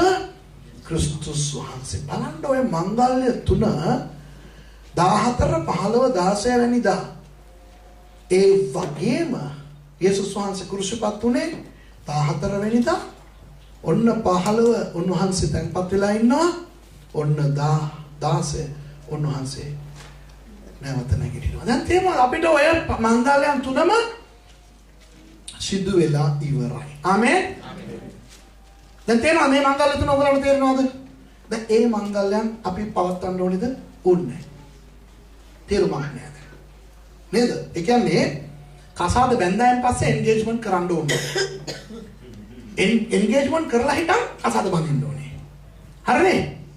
දැන් කසාද බැඳායන් පස්සේ ආපහු ගිහිල්ලා අර යා ගිහිල්ලා දන ගහනවා සුද්ධෝ කරනවා වගේ මෙයා ආව වදිනාද කියලා මුදු දාන්න ඕනේ. අයිසේ ඔයගොල්ලෝ බැඳලා ඉන්න ඔය ජීවත් වෙන වියල් ළමයි මැරෙන්නකම්. එච්චරයි. ආයෙ එන්ගේජ්මන්ට් කතා කරන්න ඕනේ. හරිද? කසාද බැඳලා ළමයි හම්බ කරලා ඔක්කොම කරලා ආයෙ හනිමුන් යන්න ඕනේ. හනිමුන් ගියානේ බැඳහම නේද? ඔය කාර් වල යනකොට පිටිපස්සෙන් අපි 17 එහෙම ගැට ගහලා යවුවා නෙමෙයි. just married කියලා. ආයෙ මොකටද යන්නේ? ආයෙ මොන හනිද ආයෙ මොන මුන්ද? නේද? ඒ වගේ අපි අපේ යේසුස් වහන්සේ උන්වහන්සේ පාස්කු බැටළුවනු මැරුණා. උන්වහන්සේ මුහුණුමුසු රොටි හැටියට තැන්පත් වුණා. උන්වහන්සේ නාඹුල් ඵලය හැටියට නැවත නැගිට්ටා.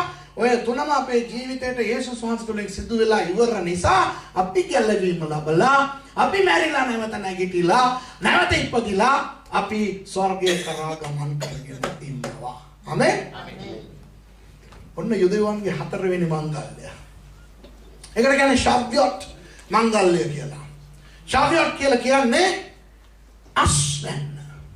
අස්වැන්න මංගල්‍ය. ශාව්‍යොත් කියන්නේ මොකද්ද? අස්වැන්න. හැබැයි මේ මංගල්‍ය පවත්වන්න ඕනේ කවුදද දන්නවද? සිස්ටර් කියවන්න මට 16 වෙනි පදේ. සත්වෙනි සබත් දවසට පසුවදා දක්වා 50 දවසක් ගණන් කරගෙන අලුත් ආහාර පූජාවක් ස්වාමින් වහන්සේට ඔප්පු කරපල්ලා. දවස් කීයක් ගණන් කරන්නද? 50. ඕක ග්‍රීක වලින් කියන්නේ පෙන්ටිකොස්ට්. ග්‍රීක වලින් මොකද්ද කියන්නේ? පෙන්ටිකොස්ට්. ඕක සිංහලෙන් කියන්නේ සිංහල කරලා කියන්නේ පෙන්තකොස්ත. පෙන්තකොස්ත කියන්නේ ඒ මංගල්‍ය නම නෙවෙයි. දවසේ ගණන 50 කියන එකේ තේරුම තමයි පෙන්තකොස්ත කියන්නේ. මංගල්‍ය නම අස්වැන්න. ඒක හෙබ්‍රේය වලින් මොනවාද? ශාව්‍යොත්. හොඳේ? ඒ කියන්නේ යේසුස් වහන්සේ නැවත නැගිට්ටා නේද? ඒ ඉරිදා ඉඳලා සති 7ක් ගණන් කරන්නලු. සති 7ක් කියන්නේ දවස් කීයද? 49. ඒ 7 වෙනි සබතට පහුවදාලු ඔය ශාව්‍යොත් දවස. ඒ කියන්නේ 40 දවස් 49කට පස්සේ කියන්නේ 50 වෙනි දවස. හරිද? ඒ ශාව්‍යොත් මංගල්‍යයත් එක්ක ඒ ස්ප්‍රින්ග් ෆෙස්ටිවල්ස් කියන ඒගොල්ලන්ගේ අර පළවෙනි මංගල්‍ය 4 ඉවර වෙනවා. ඒකේ අර පාස්කුවට කියලා ඊට සතියකට කලින් ඔය උදෙව් ආවා නේද? ඒගොල්ලෝ දැන් දවස් 60කට කිට්ටු වෙන්න දැන් ඒගොල්ලෝ දෙවිසොන් වල ඉන්නවනේ. දැන් අන්තිමට ඔය පෙන්තකොස්ත කියන 50 වෙනි දවසේ ශාවියොත් මංගල්‍යයට ඒගොල්ලෝ අස්වැන්න අරගෙන ආවිලා දේවයන් වහන්සේට පූජා කරලා දේව මාලිගාවේ ඒගොල්ලෝ යම් තැනකට යනවා එක්කෙනෙකුට බයි කියලා යන්න. ඒ වෙන කවුරුත් නෙවෙයි ඒගොල්ලන්ගේ හිටපු රජතුමා දාවිද් රජතුමා. දාවිද් රජතුමාගේ සොහොන ජෙරුසලම් වල තියෙනවා. හරිද? එක ගෙදරක එක ස්ථානයක තියෙනවා. ඒකට උඩ ගොඩ නැගිලා තියෙනවා. උඩු මහල කියලා කියන තැන තමයි යේසුස් වහන්සේ රාත්‍රී භෝජනය දුන්නේ. හරිද?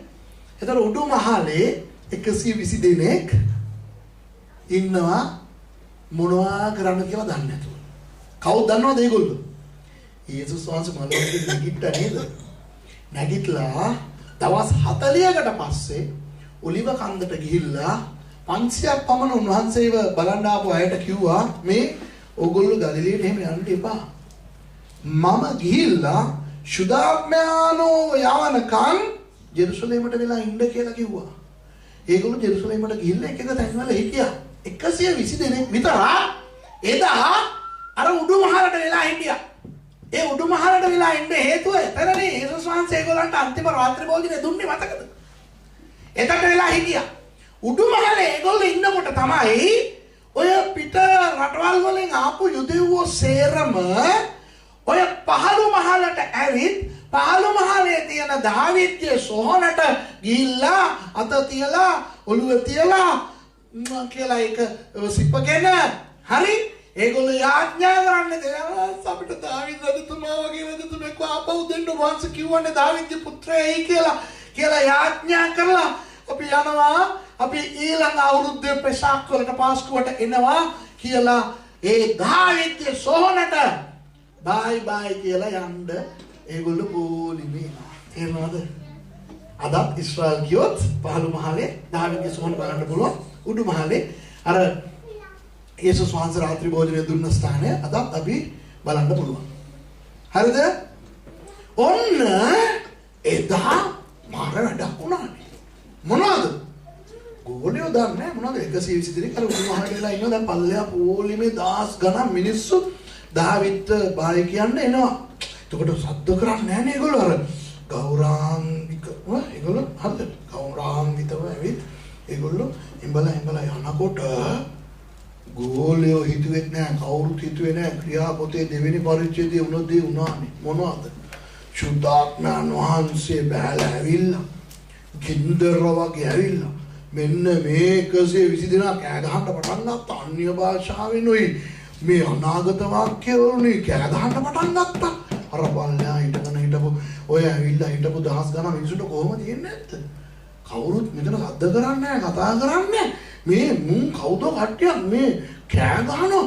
පස්සේ මේගොල්ලෝ අප්සෙට් වෙනවා. මේගොල්ලෝ අයිසේ මේ මොනවද අයිසේ මේ මුන් බීලා ඉන්නේ නැති මේ අයිසේ මුන්ව තියන්න වටින්නේ මුන් මේ ඩෝප් දාගෙන මේ අපේ වුණොත් දිනවා අපි කතා කරන්නේවත් එහෙම අපි ඉන්න රටවල කතා කරන භාෂාවෙන්වත් එක කෑ ගහනවා කියලා මේගොල්ලෝ අප්සෙට් වුණා. මාර 120 දෙනායින් එක්කෙනෙක් ඇවිල්ලා උඩ ඉඳන් ඇවිල්ලා හලෝ මොකද ඔහෙලා හිතුවද අපි මේ බීලා දොඩවන්න කියලා? නෑ යෝවෙල් තුමාතුලින් දනන්ස කියපු අනාගත වාක්‍යයක් ඔය මේ ඉෂ්ට උනේ කියලා දේශනා කරන්න පටන් ගත්තා. කවුද? පේත්‍රුස්. දන්නවද? පේත්‍රුස් දේශනා කරලා ඉවර වුණා විතරයි. අහන් හිටපු දහස් ගණන් මිනිසුන්ගෙන් 3000ක් ගැලවීම. මිත්‍රවරුනි මොනවද ඒක මොනවද දන්නවද? සභාව පටන් ගත්තේ එදා. හොඳේ? එදා තමයි සභාව පටන් ගත්තේ. සභාව පටන් ගත් පළවෙනි දේශනාව කරේ පේත්‍රුස්. දේශනාවට පාවිච්චි කරපු බයිබල් පදය යෝවෙල් දෙවෙනි පරිච්ඡේදය. ඒ දේශනාව ඉවර වෙලා ඔල්ට කෝල් එකක් දුන්නාම ඉස්සරහට ආවේ කී දෙනෙක්ද? 3000ක්. පළවෙනි අස්වැන්න. ආමෙන්. එදා පටන් ගත්ත අස්වැන්න අදත් ඉවර වෙලා නැහැ. හවුද නැද්ද? ඔන්න පෙන්තකොස්ත කියන්නේ අස්වැන්න ශාව්‍යොත්. පෙන්තකොස්ත කියන හතරවෙනි මංගල්‍ය මිත්‍රවරුනි යුදෙවන්ට ඕන නම් අවුරුද්දකට සැරයක් එනවා වෙන්න පුළුවන්. නමුත් අපිට අවුරුදු 2000කට කලින් ක්‍රියා දෙකේ පටන් ගත්තා. තාම ඉවර වුණේ නැත. ඒ අස්වැන්න වලින් කීපයක් තමයි මේ මන් දකින ඕගොල්ලෝ සහ ඔබ දකින මේවා. අදටත් දෙවියන් වහන්සේගේ සුභාරංචිය තරම් බලවත් පණිවිඩයක් ලෝකේ නැහැ.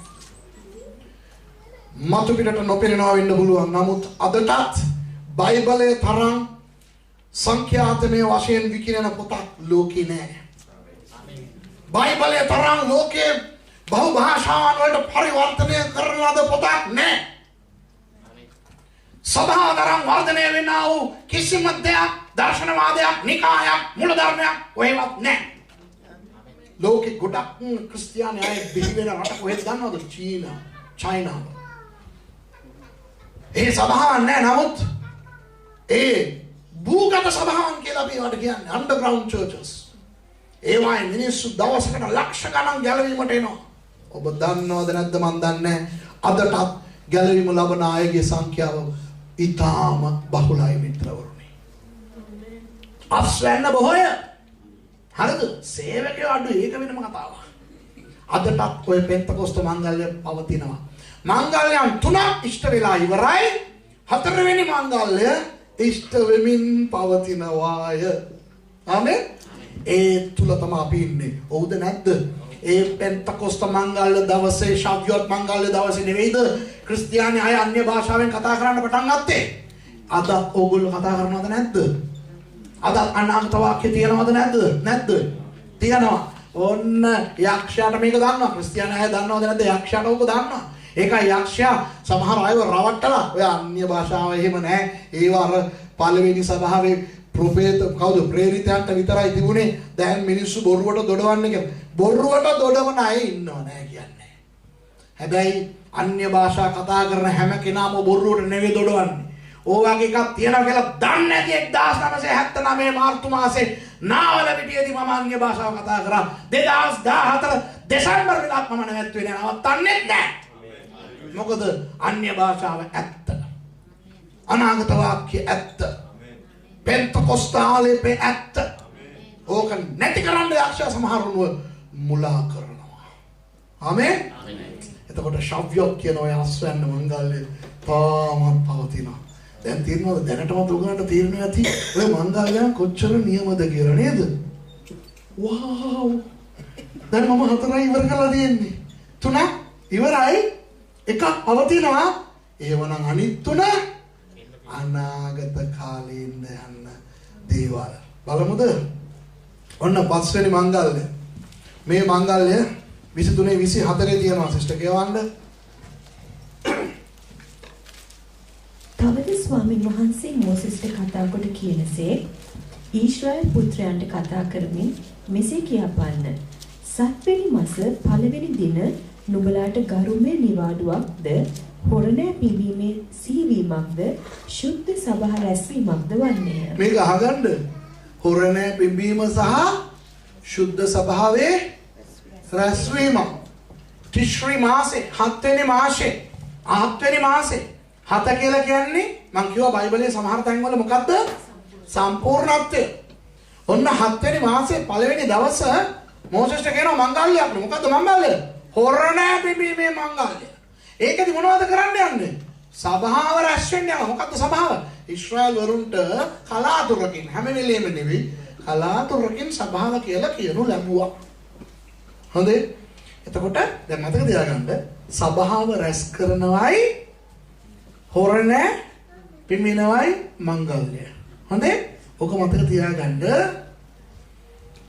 ඕක කරනවා. යුදෙව කරනවා. ෂෝෆාර් එක. හරිද?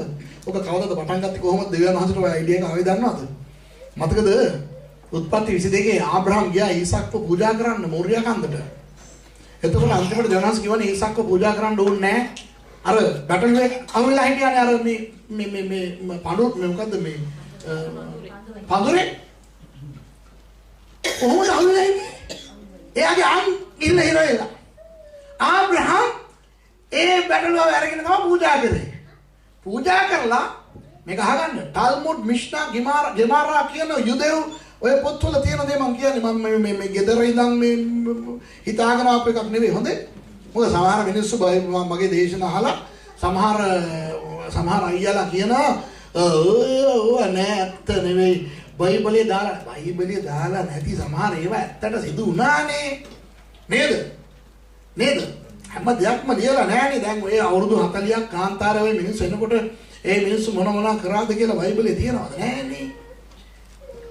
තල්මුඩ් මිෂ්නා ගෙමාරා ඔන්න නම් කිව්වනේ. ඉතින් ඊශ්‍රායල් ගිහලා ඔය පොත් අරගෙන බලන්නයි තියෙන්නේ. යුදෙව්වන් හෙබ්‍රේව ඉගෙන ගන්න ඕනේ ඉස්සෙල්ලා. ඊට පස්සේ ඊශ්‍රායල් ගිහලා ඔක කියවන්න ඕනේ. ඒකේ තියෙනවා ආබ්‍රහම් මොනවදලු කරේ? බැටළු වගේ අං දෙකෙන් එකක් අරගෙන ඒක ඉස්සෙල්ලාම යා තමයි ඒක පිම්බේ. ඒක තමයි ෂොෆාර් කියලා කියන්නේ. අදටත් ෂොෆාර් එක මොනවාද? බැටළු වගේ යා. තේරුණාද? ඕක තමයි පිබින්න කියන්නේ. තිශ්‍රි මාසේ 7 වෙනි මාසේ පළවෙනිදා සභාවේ එක් රැස්වීමට ඔය මංගල්‍ය කොහොමද දන්නවද සිදු වෙන්න යන්නේ?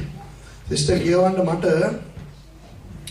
1 තෙසලෝනික 4:13 ඉඳන් කියවන්න. ඔන්න 1 තෙසලෝනික 4. ඔන්න දැන් පවතින මංගල්‍ය මොනවාද? පෙන්තකොස්ත මංගල්‍ය. හොඳේ. පැවතීගෙන යනවා. අස්වැන්න නෙලාගෙන යනවා. ඕම යනකොට දවසක් කියවන්න සිස්ටර්. තවද සහෝදරයනි බලාපොරොත්තුවක් නැත්තා වූ අන්ත නැත්තන් මෙන් නුඹලා ශෝක නොවන පිණිස සැතපෙන්නන් ගැන නුඹලා නොදැන සිටිනවාට අපි නොකමැත්තේ. සැතපුණා අය ගැන නොදැනුවත්ව ඉන්න එපා. ඒ කියන්නේ මරුණ අය ගැන දුක් වෙන්න එපා. මොනවද වෙන්න යන්නේ කියවන්න. මක්නිසාද යේසුස් වහන්සේ මැරි නැවත නැගිටිනුසේකයි අපි අදහමු නම් එසේම දෙවියන් වහන්සේ යේසුස් වහන්සේ කරණ කොටගෙන සැතපී සිටින්නන් උන්වහන්සේ සමග ගෙනෙනසේක. කවදද? මක්නිසාද ස්වාමින් වහන්සේගේ ඊම දක්වා ජීවත්ව ඉතුරු වන අපි සැතපුණු තැනැත්තන්ට කිසිසේත් ඉස්සර නොවන්නෙමු යයි. අපි ඉස්සර වෙන්න යන්නේ නෑ. මොනවද වෙන්න යන්නේ? ස්වාමින් වහන්සේගේ වචනයෙන් අපි නුඹලාට කියමු. මක්නිසාද ස්වාමින් වහන්සේම මහත් ශබ්දයක්ද උත්තම දේව දූතගේ හඬද දෙවියන් වහන්සේගේ හොරණෑ නාදයද ඇතුව ස්වර්ගෙන් බස්නාසේක. අන්න හොරණෑ ශබ්දෙන් යේසුස් වහන්සේ ස්වර්ගෙන් බහින්න යනවා. පොළොවට වෙන්න යනවා කියලා නෑ. ස්වර්ගෙන් බහින්න යනවා. එවිට ක්‍රිස්තුස් වහන්සේ තුල මලා වූ අය පළමු කොට නැගිටින්න ඕනේ. ඒගොල්ලෝ නැගිටිනවා එතකොට. එවිට ජීවත්ව ඉතුරුව සිටින අපි එක විටම ඔවුන් සමග ස්වාමින් වහන්සේ සම්මුඛ වන පිණිස වලාකුළු වලින් අහසට ඇදගනු ලබන්නමු. රැප්චර් එක සභාව ඔසවා ගනු ලැබීම තමයි ඔය 5 වෙනි මංගල්‍යයෙන් අදහස් කරන්නේ. අපි කියුවා පරණ කිවිසුමේ හොරණක් තිබෙනකොට මොනවදද මෝසෙස්ට කියන්නේ? ඊශ්‍රායල් දේශය ඒ මිනිසුන්ව සභාවක් හැටියට රැස් කරන්න කියලා. දැන් මිත්‍රවරුනි සභාව පටන් ගත්තේ ක්‍රියා දෙකේනේ. ඒ අයව අපි දැකලා තියෙනවද? නෑනේ. එදා පටන් මේ 2014 දක්වා බොහෝ ක්‍රිස්තියානි අය මරුණ අයව අපි දැකලා නෑනේ. දැනටත් පණ පිටින් ඉන්න අනිත් කිතුණුවන්ව අපි දන්නේ නෑනේ. අද ලෝකේ ක්‍රිස්තියානි අය කී දහක් කී මිලියන ගණක් ඉන්නවද? අපි දන්නේ නෑනේ. අපි රැස් වෙන්නේ අපේ සභාවේ ටික අය විතරයි ඉන්නේ. නමුත් ඉතිහාසයේ පළවෙනි සැරේට ඒ පෙන්තකොස්ත දවස පටන් අද වෙනකම් මරුණු එහෙම නැත්නම් සැතපුණු ක්‍රිස්තියානි අය නැවත නැගිටින්න යනවා.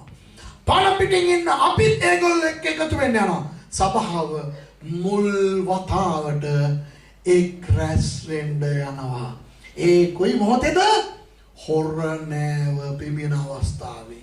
ඒ මංගල්‍ය තමයි මිත්‍රෝනි ක්‍රිස්තියානි කාර්යයට ඊළඟට තියෙන මංගල්‍ය. සභාව ඔසවා ගැනීමේ මංගල්‍ය. ඔය සමහර අය කියන රැප්චර් කියන එකක් නෑ. ඕක බහූත කතා කියලා. නියම විදියට සරලව පවුල් තුන කොරින්ති වලට මෙන්න මෙහෙම කියන සිස්ටර් කියවන්නක ලස්සනට කියනවා. 1 කොරින්ති 15:52. ඔය සභාව ඔසවා ගැනීම නෑ කියලා කියන මිනිස්සු මේක ටිපෙක්ස් දාලා මකන්න ඕනේ. 1 කොරින්ති 15:52. බලන්නකෝ. 50 මෙන්න නුඹලාට රහසක් කියමි. අප සියල්ලෝම පෙන්නෙමු. අපි හැම කෙනාම මැරෙන්න යන්නේ නැල්ලු. පළවෙනි එක. නමුත් අන්තිම හොරණෑව පිබින කල අන්තිම හොරණෑව පිබින්න යනවලු. මොහොතකින් ඇසිපිය හෙළන ෂණයකින් අපි සියල්ලම වෙනස් කරනු ලබන්නෙමු. අපි සියලුම දෙනා වෙනස් කරනු ලබන්නේ සක් ගන්නවලු. මක් නිසාද හොරණෑව පිබිනු ලබන්නේය. එකල මලාහු නොදිරන ඔය ඔයකම මට ඕනේ. ඔන්න පළවෙනි එක හොරණෑව පිබිනවලු. එකල මලාහු නොදිරන ස්වභාවයෙන් යුක්තව නැගිටිනු ලබන්නේ. මරුණාය නැගිටිනවලු. අපිද වෙනස් කරනු ලබන්නෙමු. අපිත් වෙනස් කරලා. ඉතින් දෙයනේ මේ පදේ ඔය ඔච්චර සරලව කියලා තියෙන්නේ. හොරණෑව පිබිනවා, මරුණාය නැගිටිනවා, අපිත් අන්නේසක් ගන්නවා, යනවා. ඒ දෙයනේ එතකොට සබාව ඔසවා ගන්න එක බහුබූත කතා කියලා උගන්වන්න මේ මිනිසුන්ට මේක තේරෙන්නේ නැද්ද? සබාව ඔසවා ගන්නු ලබන්නේ කියලා කියන අය කොච්චර මෝඩද? අන්‍ය භාෂාව කිය නැහැ කියලා කියන අය කොච්චර බොළඳද? දැන් තේරෙනවද? මේ මංගල්‍යයන් ගැන ඉගෙන ගන්නකොටම ඕවා කියනවා නේ. හදිසියවත් අපි යේසුස් වහන්සේ එන්න කලින් මැරුණ නැත්තම් අපි ඔසවා ගන්න ලබන්න යනවා. මැරුණා නම් ඒක ඔසවා ගන්න ලබන්න යනවා. මොකද අපි නැවත නැගිටලා අපි තමයි ඉස්සල්ලාම එතකොට එක සභාවක් හැටියට අපි සේරම යන්න යන්නේ. ආමේන්. වහ්. බලන්න නේද? හරි දැන් එතනින් අපේ කතන්දරේ ඉවරයි. ඒ කියන්නේ මෙහෙම ඉවර වෙන්නේ. අර සින්ඩරෙල්ලා කතාවේ Beauty and the Beast ඔය වගේ පොඩි ළමයිගේ කතන්දරවල ඉතින් ලස්සනට ඔය කතා ඉවර වෙනවා. And they lived happily ever after. ඊට පස්සේ ඒගොල්ලෝ සන්තෝෂෙන් ජීවත් වුණා කියලා. ඒ වගේ අපේ කතාව එතනින් ඒ විදිහට ඉවර වෙනවා. අපි ස්වර්ගයට ගියානේ. එතනින් පස්සේ අපි ස්වර්ගයේ සදාකාලීන ජීවනය තුලට ප්‍රවේශ වෙලා අපි ස්වර්ගයේ අපි සදාකාලීන ජීවත් වෙනවා. අවුරුදු 7ක් විවාහ මංගල්‍ය තියෙනවා. බැටළු පැටියාණෝගේ විවාහ මංගල්‍ය තියෙනවා. ඒවා සිරම තියෙනවා. අපි ඊට පස්සේ මේ ලෝකේ අපිට කිසිම කතන්දරයක් නැහැ. උඩට ගියන් පස්සේ ආයේ සමහර අයට හරි ආස ආපහු එන්න මට නම් ආස නැහැ. හරිද? ස්වර්ගයට ගියා නම් ඔහෙට වෙලා ඉඳයි තියෙන්නේ. මට නම් තේරෙන්නේ නැහැ මේ මිනිස්සුන්ට ෆ්‍රාන්ස් ගියා නම් ආපහු ලංකාවට යන්න කැමති නැහැ. හැබැයි ස්වර්ගයට ගියා නම් ආපහු ලෝකෙට එන්න කැමති. තේරෙනවද? මට තේරෙන්නේ නැහැ ඒ ඇයි කියලා. ඉතින් දෙයනේ අපි ස්වර්ගයට ගිහින් මම නම් සමහර අයට හරි ආසයි ආපහු යේසුස් වහන්සේත් එක්ක ලෝකෙට ඇවිල්ලා යක්ෂයත් එක්ක සටන් කරලා අර මොකද්ද මේ පාලනය කරන්නේ පුදුම පාලන මේ කෑදරකමක් තියෙනවා මිනිස්සු. ඔය බයිබලයේ එක එක තැන්වල එක එකව ලියලා තියෙනවා අහින්දලා අරගන්නවා. නුඹලා පාලනය කරන දේව දූතයින්ව පවා නුඹලා පාලනය කරනවා කියන ඔය පද වහම අරගෙන අපි අවුරුදු 10 අවුරුද්දේ අපි පාලනය කරන්න යනවා. හරිද? මේ අය ගැන ප්‍රවේශම් වෙන මේ අයට තමයි සභාවේ නායකත්වය ඕනේ, එල්ඩර්කම ඕනේ, ඩීකන්කම ඕනේ. අයිදල ස්වර්ගයට ගිහිල්ලා නායකත්වය ඕනේ නම් ඉතින් මෙහෙ කරන්න තිබුණා. අනේ මම කියන්න දෙක මට නම් ස්වර්ගයට ගිහිල්ලා රායිනේ සයිඩ් එකට වෙලා ඉඳ හිටිබ්බනම් ඕකම ඇති මට. හරිද? දැන් ආස්මයිහාන මේ සුරේ පල්ලේ අර දස අවුරුද්දේ මේ අවුරුදු 10ක පාලනේ තියෙනවා පල්ලයට පොඩ්ඩක් ගිහිල්ලා එනවා ළඟට නෑ ගවන්නද නේද පිටලා ඉන්න. එනකම් යවනවා පස්ස දර්ශනික යාවන්නේ. කියලා මං වෙන කාව හරි පටවලා මං පාඩේ ස්වර්ගයට අයිසේ ස්වර්ගයට යන්න ලැබුණා නම් ඒක ආයෙ පල්ලයට එන්න කැමති නේද? ඔයාලා කැමති නේද? මොන පිස්සුද? දේවාසිකල නෑ මොකද ඉල්ල මේ දූතෙන්ව පාලනය කරන්නේ දූතෙන් පාලනය චාකා හරියන්නේ මම මේට වෙලා ඉන්න මම මේට වෙලා වහන්සේ දැවලා කාදෝෂ් සුද්ධයි කියලා කියාගෙන ෂේප් එකේ ඉන්නම් ස්වාමීනි. අපේ කතන්දරේ ඔතනින් ඉවරයි. හොඳේ? අපි ස්වර්ගෙට හැබැයි ඊශ්‍රායෙල් වරුන්ව දෙවියන් වහන්සේ අතාරින්නේ නෑ. ඊශ්‍රායෙල් වරුන්ව අතාරින්නේ නෑ. ඒ වුණු දේශා මංගල්‍යයන් දෙකක් තව ඉෂ්ට වෙන්න තියෙනවා මිත්‍රවරුනි. 6 වෙනි සහ 7 වෙනි මංගල්‍යයන් පෙන්눔 කරන්නේ ඊශ්‍රායෙල් වරුන්ට මොනවද උන්වහන්සේ අනාගතේ කරන්න යන්නේ කියලා. කියවන්න 27 වෙනි පදය. ඔන්න 6 වෙනි මංගල්‍යය. කියවන්නකෝ. සෝමවහන්සේ මෝසෙස්ට තවත් කතා කොට කියනසේ ඒ කෙසේ වුවත් මේ 7 වෙනි මාස 10 වෙනි දින සමගි කමක් කිරීමේ දවසය. නුඹලා ශුද්ධ සභා රැස්වීමක් පැවැත්විය යුතුය. නුඹලාගේ ආත්ම වලට දුක් දී ස්වාමින් වහන්සේට ගිනි පූජාවක් ඔප්පු කළ යුතුය. නුඹලාගේ දෙවිවරු ඕක ඔයගොල්ලෝ කියවගෙන ගියොත් ඔයගොල්ලෝ දැක ගනි ඔය මංගල්‍යයට කියන්නේ යොම් කිපුර් මංගල්‍ය.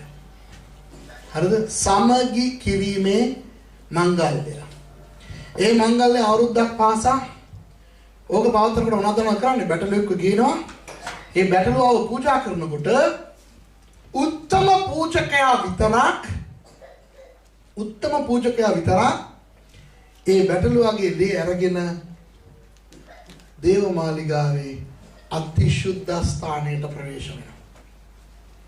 අතිශුද්ධ ස්ථානයට වෙන කවුරුත් යන්න බෑනේ. උත්තම පූජකයාට විතරනේ යන්න පුළුවන්.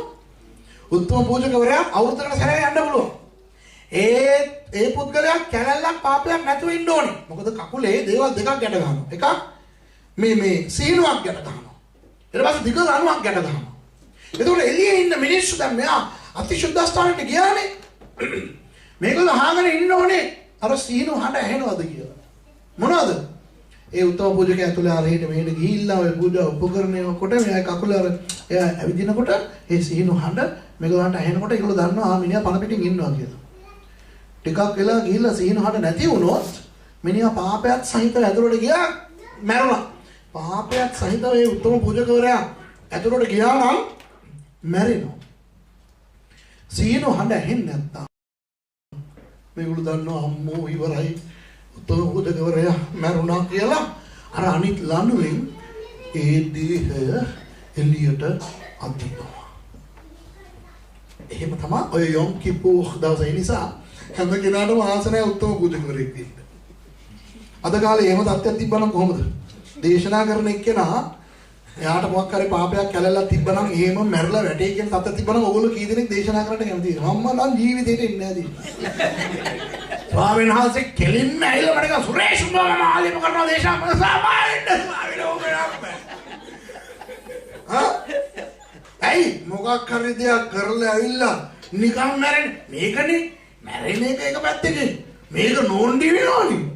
මේ මිනිස්සු දන්නවනේ මම පාපයත් එක්ක ඇවිල්ලා ඉන්නේ කියලා. උත්තම පූජකවරයා කොහොම මරනවද කියලා අර කැදුවට කියලා මරනවා හැමදාම දන්නවා. ආපෝ මම මාර අකල වැඩක් කරලා තමයි අතුරට ගිහින් තියන්නේ කියලා. දෙවනාච මගෙන් අයිඩියාස් අහලා තිබ්බම සභාව කොහොමද කරන්නේ කියලා මම හොඳ අයිඩියාස් ටිකක් දෙනවා. හරිද? ඒකයි දෙවනාච මගෙන් අහන්නේ නැත්තේ. හරි. දැන් මිත්‍රෝනි සභාව ඔසවා ගන්න ලැබුවා නේද? එතකොට දෙන්නෙක් මේ ලෝකෙට වඩිනවා. කවුද? මෝසෙස් සහ එලියා. ඒ දෙන්නා සභාව ඔසවා ගත්තාන් පස්සේ මේ දෙන්නා පල්ලෙහාට ආවත් එක්කම තමයි ඊශ්‍රායල් වරුන් දැනගන්න යන්නේ මාගේ අම්මේ මේ යේසුස් නේ මෙසියස් වහන්සේ අපිට අවුරුදු ගානක් 2000 ගානක් අපි ඕක දන්නේ නැතුව හිටියානේ කියලා. කියවන්න මේ කියවන්න සකරියා 12:10 සකරියා 12:10 කියවන්න.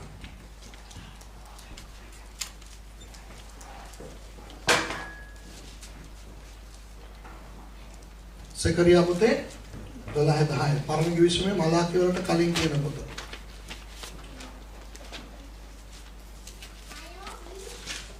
සකරියා පොත තමයි මෙෂියස් වහන්සේ ගැන අනාගත වාක්‍යයන් ගොඩක් අන්තිම කාලේ එන්න යන මෙෂියස් වහන්සේ ගැන ඊශ්‍රායල් වරුන්ට කියලා තියෙනවා. කියවන්න සිස්ටර්. දාවිද් වංශයේ කෙරෙහිද යෙරුසලමේ වැසියන් කෙරෙහිද කරුණාවේ හා කන්නලව් කිරීමේ ආත්මය වගුරුවන්නේමි.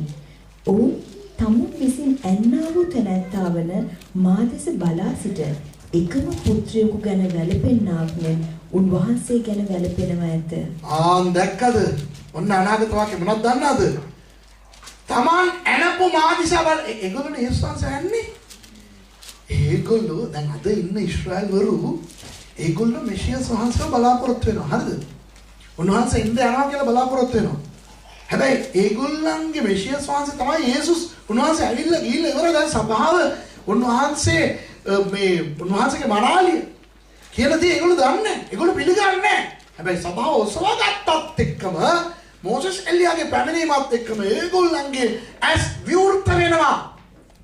එතකොට තමයි ඒගොල්ලෝ දැනගන්න යන්නේ නේ මේ අපි එනපු යේසුස් වහන්සේ නෙන්නම් මෙසියස් වහන්සේ කියලා අපි අවුරුදු 2000 ගානක් උන්වහන්සේ වඳුරගත්තේ නෑනේ කියලා අර කුළුඳුල් දරුවව මරා මැරෙන්න දුන්නු අම්මා වගේ අඬන්න පටන් ගනී.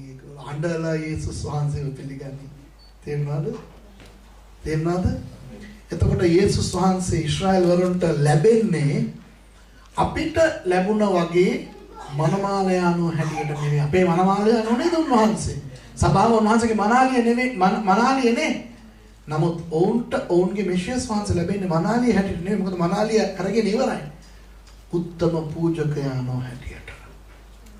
යේසුස් කියන උත්තම පූජකයාණෝ. උන්වහන්සේ ලෙවි ගෝත්‍රයෙන් ආපු උත්තම පූජකයා නෙවෙයි. මෙල්කිසෙදෙක්ගේ වංශයෙන් ආපු උත්තම පූජකයාණෝ.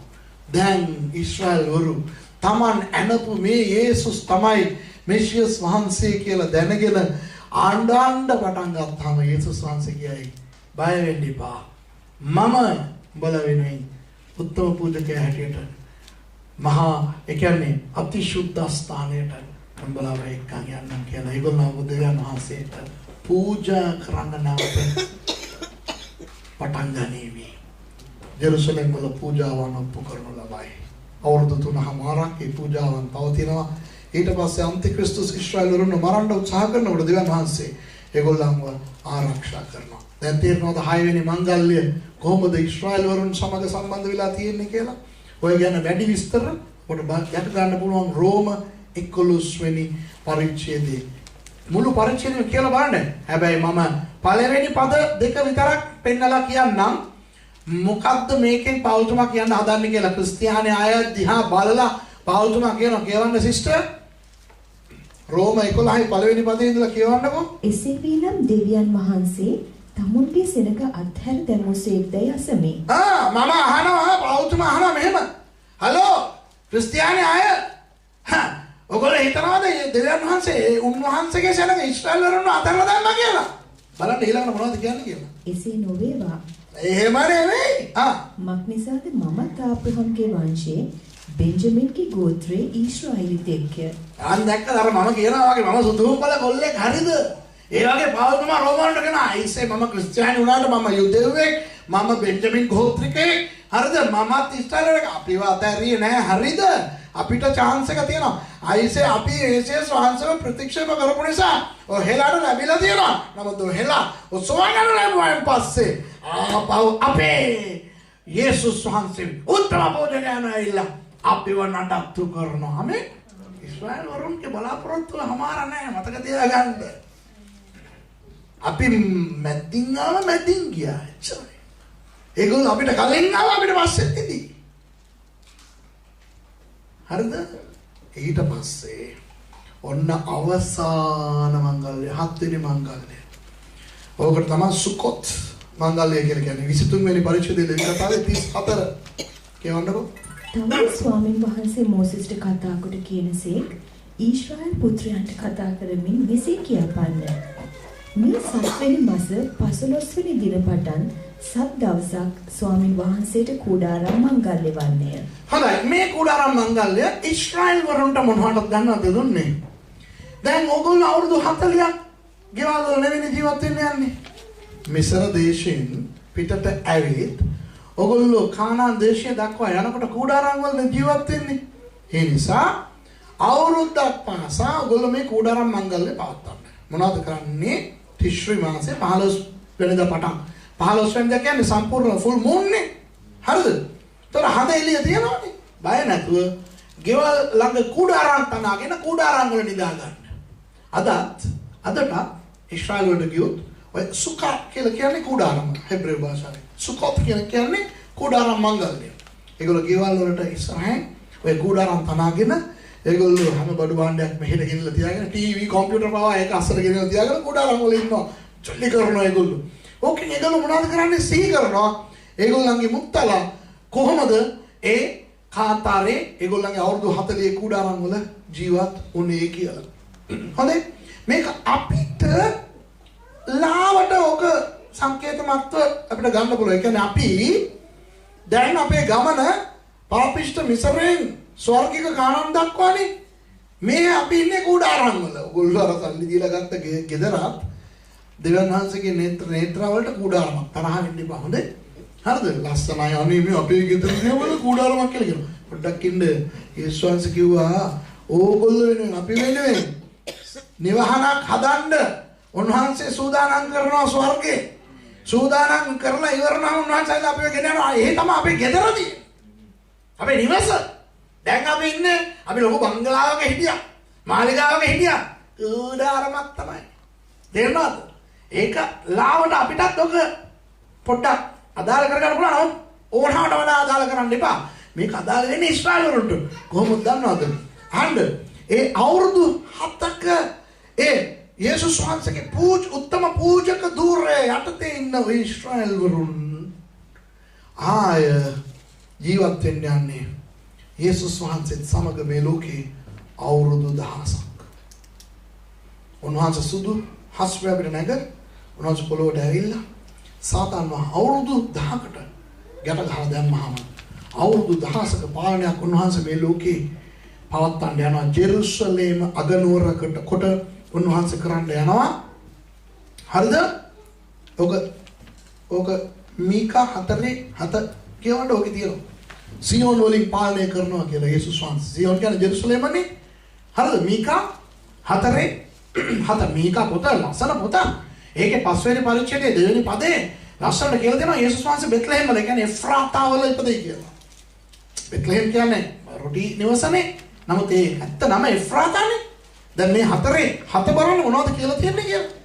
මම කොරගසා යන්නන් ඉතුරු වෙන්න සලස්වා ඈත් කරනු ලැබූ අය බලවත් ජාතියක් කරන්නේ. කවුද? දැන් කොරගගහ ඉන්න ඊශ්‍රායල්. ඒගොල්ලන් හරියට ඇවිදින්න දන්නේ නැහැ. ඇයි? අපි ඉන්නේ යේසුස් වහන්සේ වල්ලගෙන ඉන්නේ. ඒගොල්ලන්ට යේසුස් වහන්සේ නැහැනේ.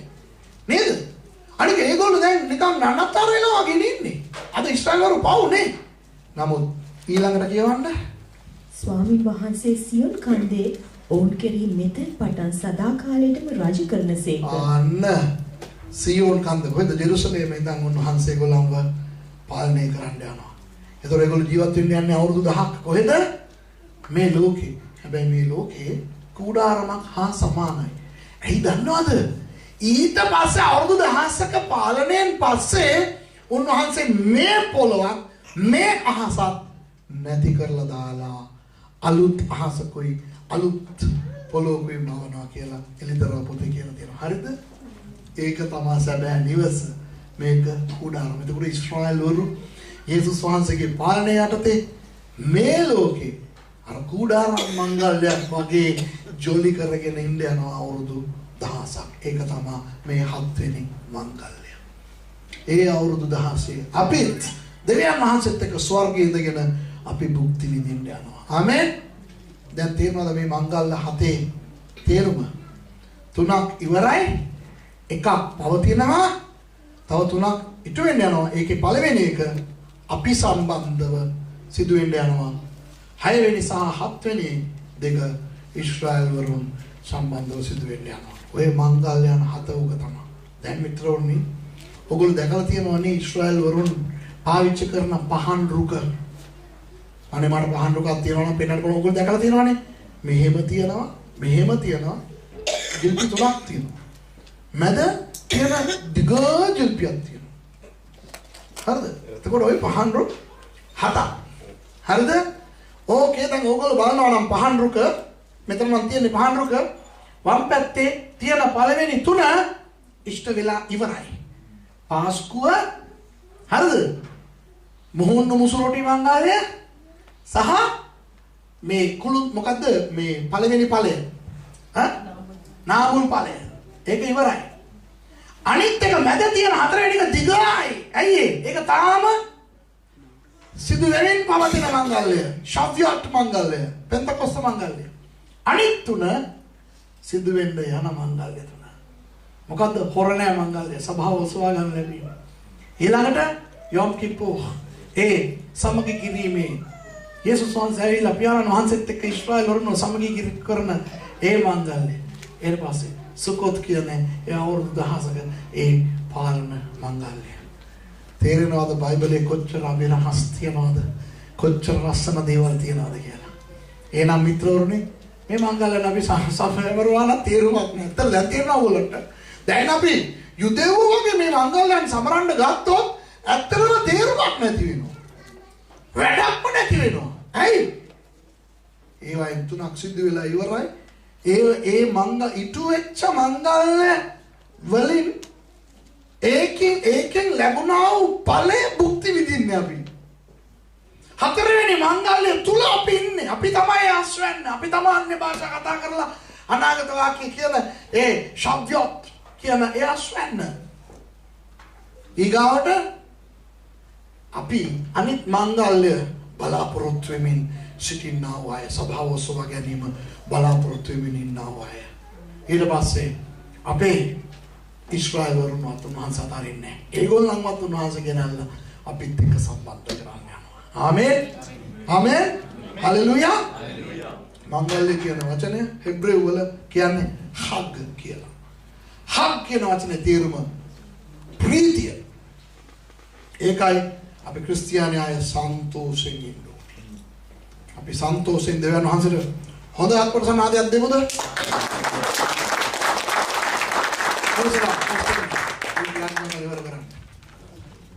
God bless you.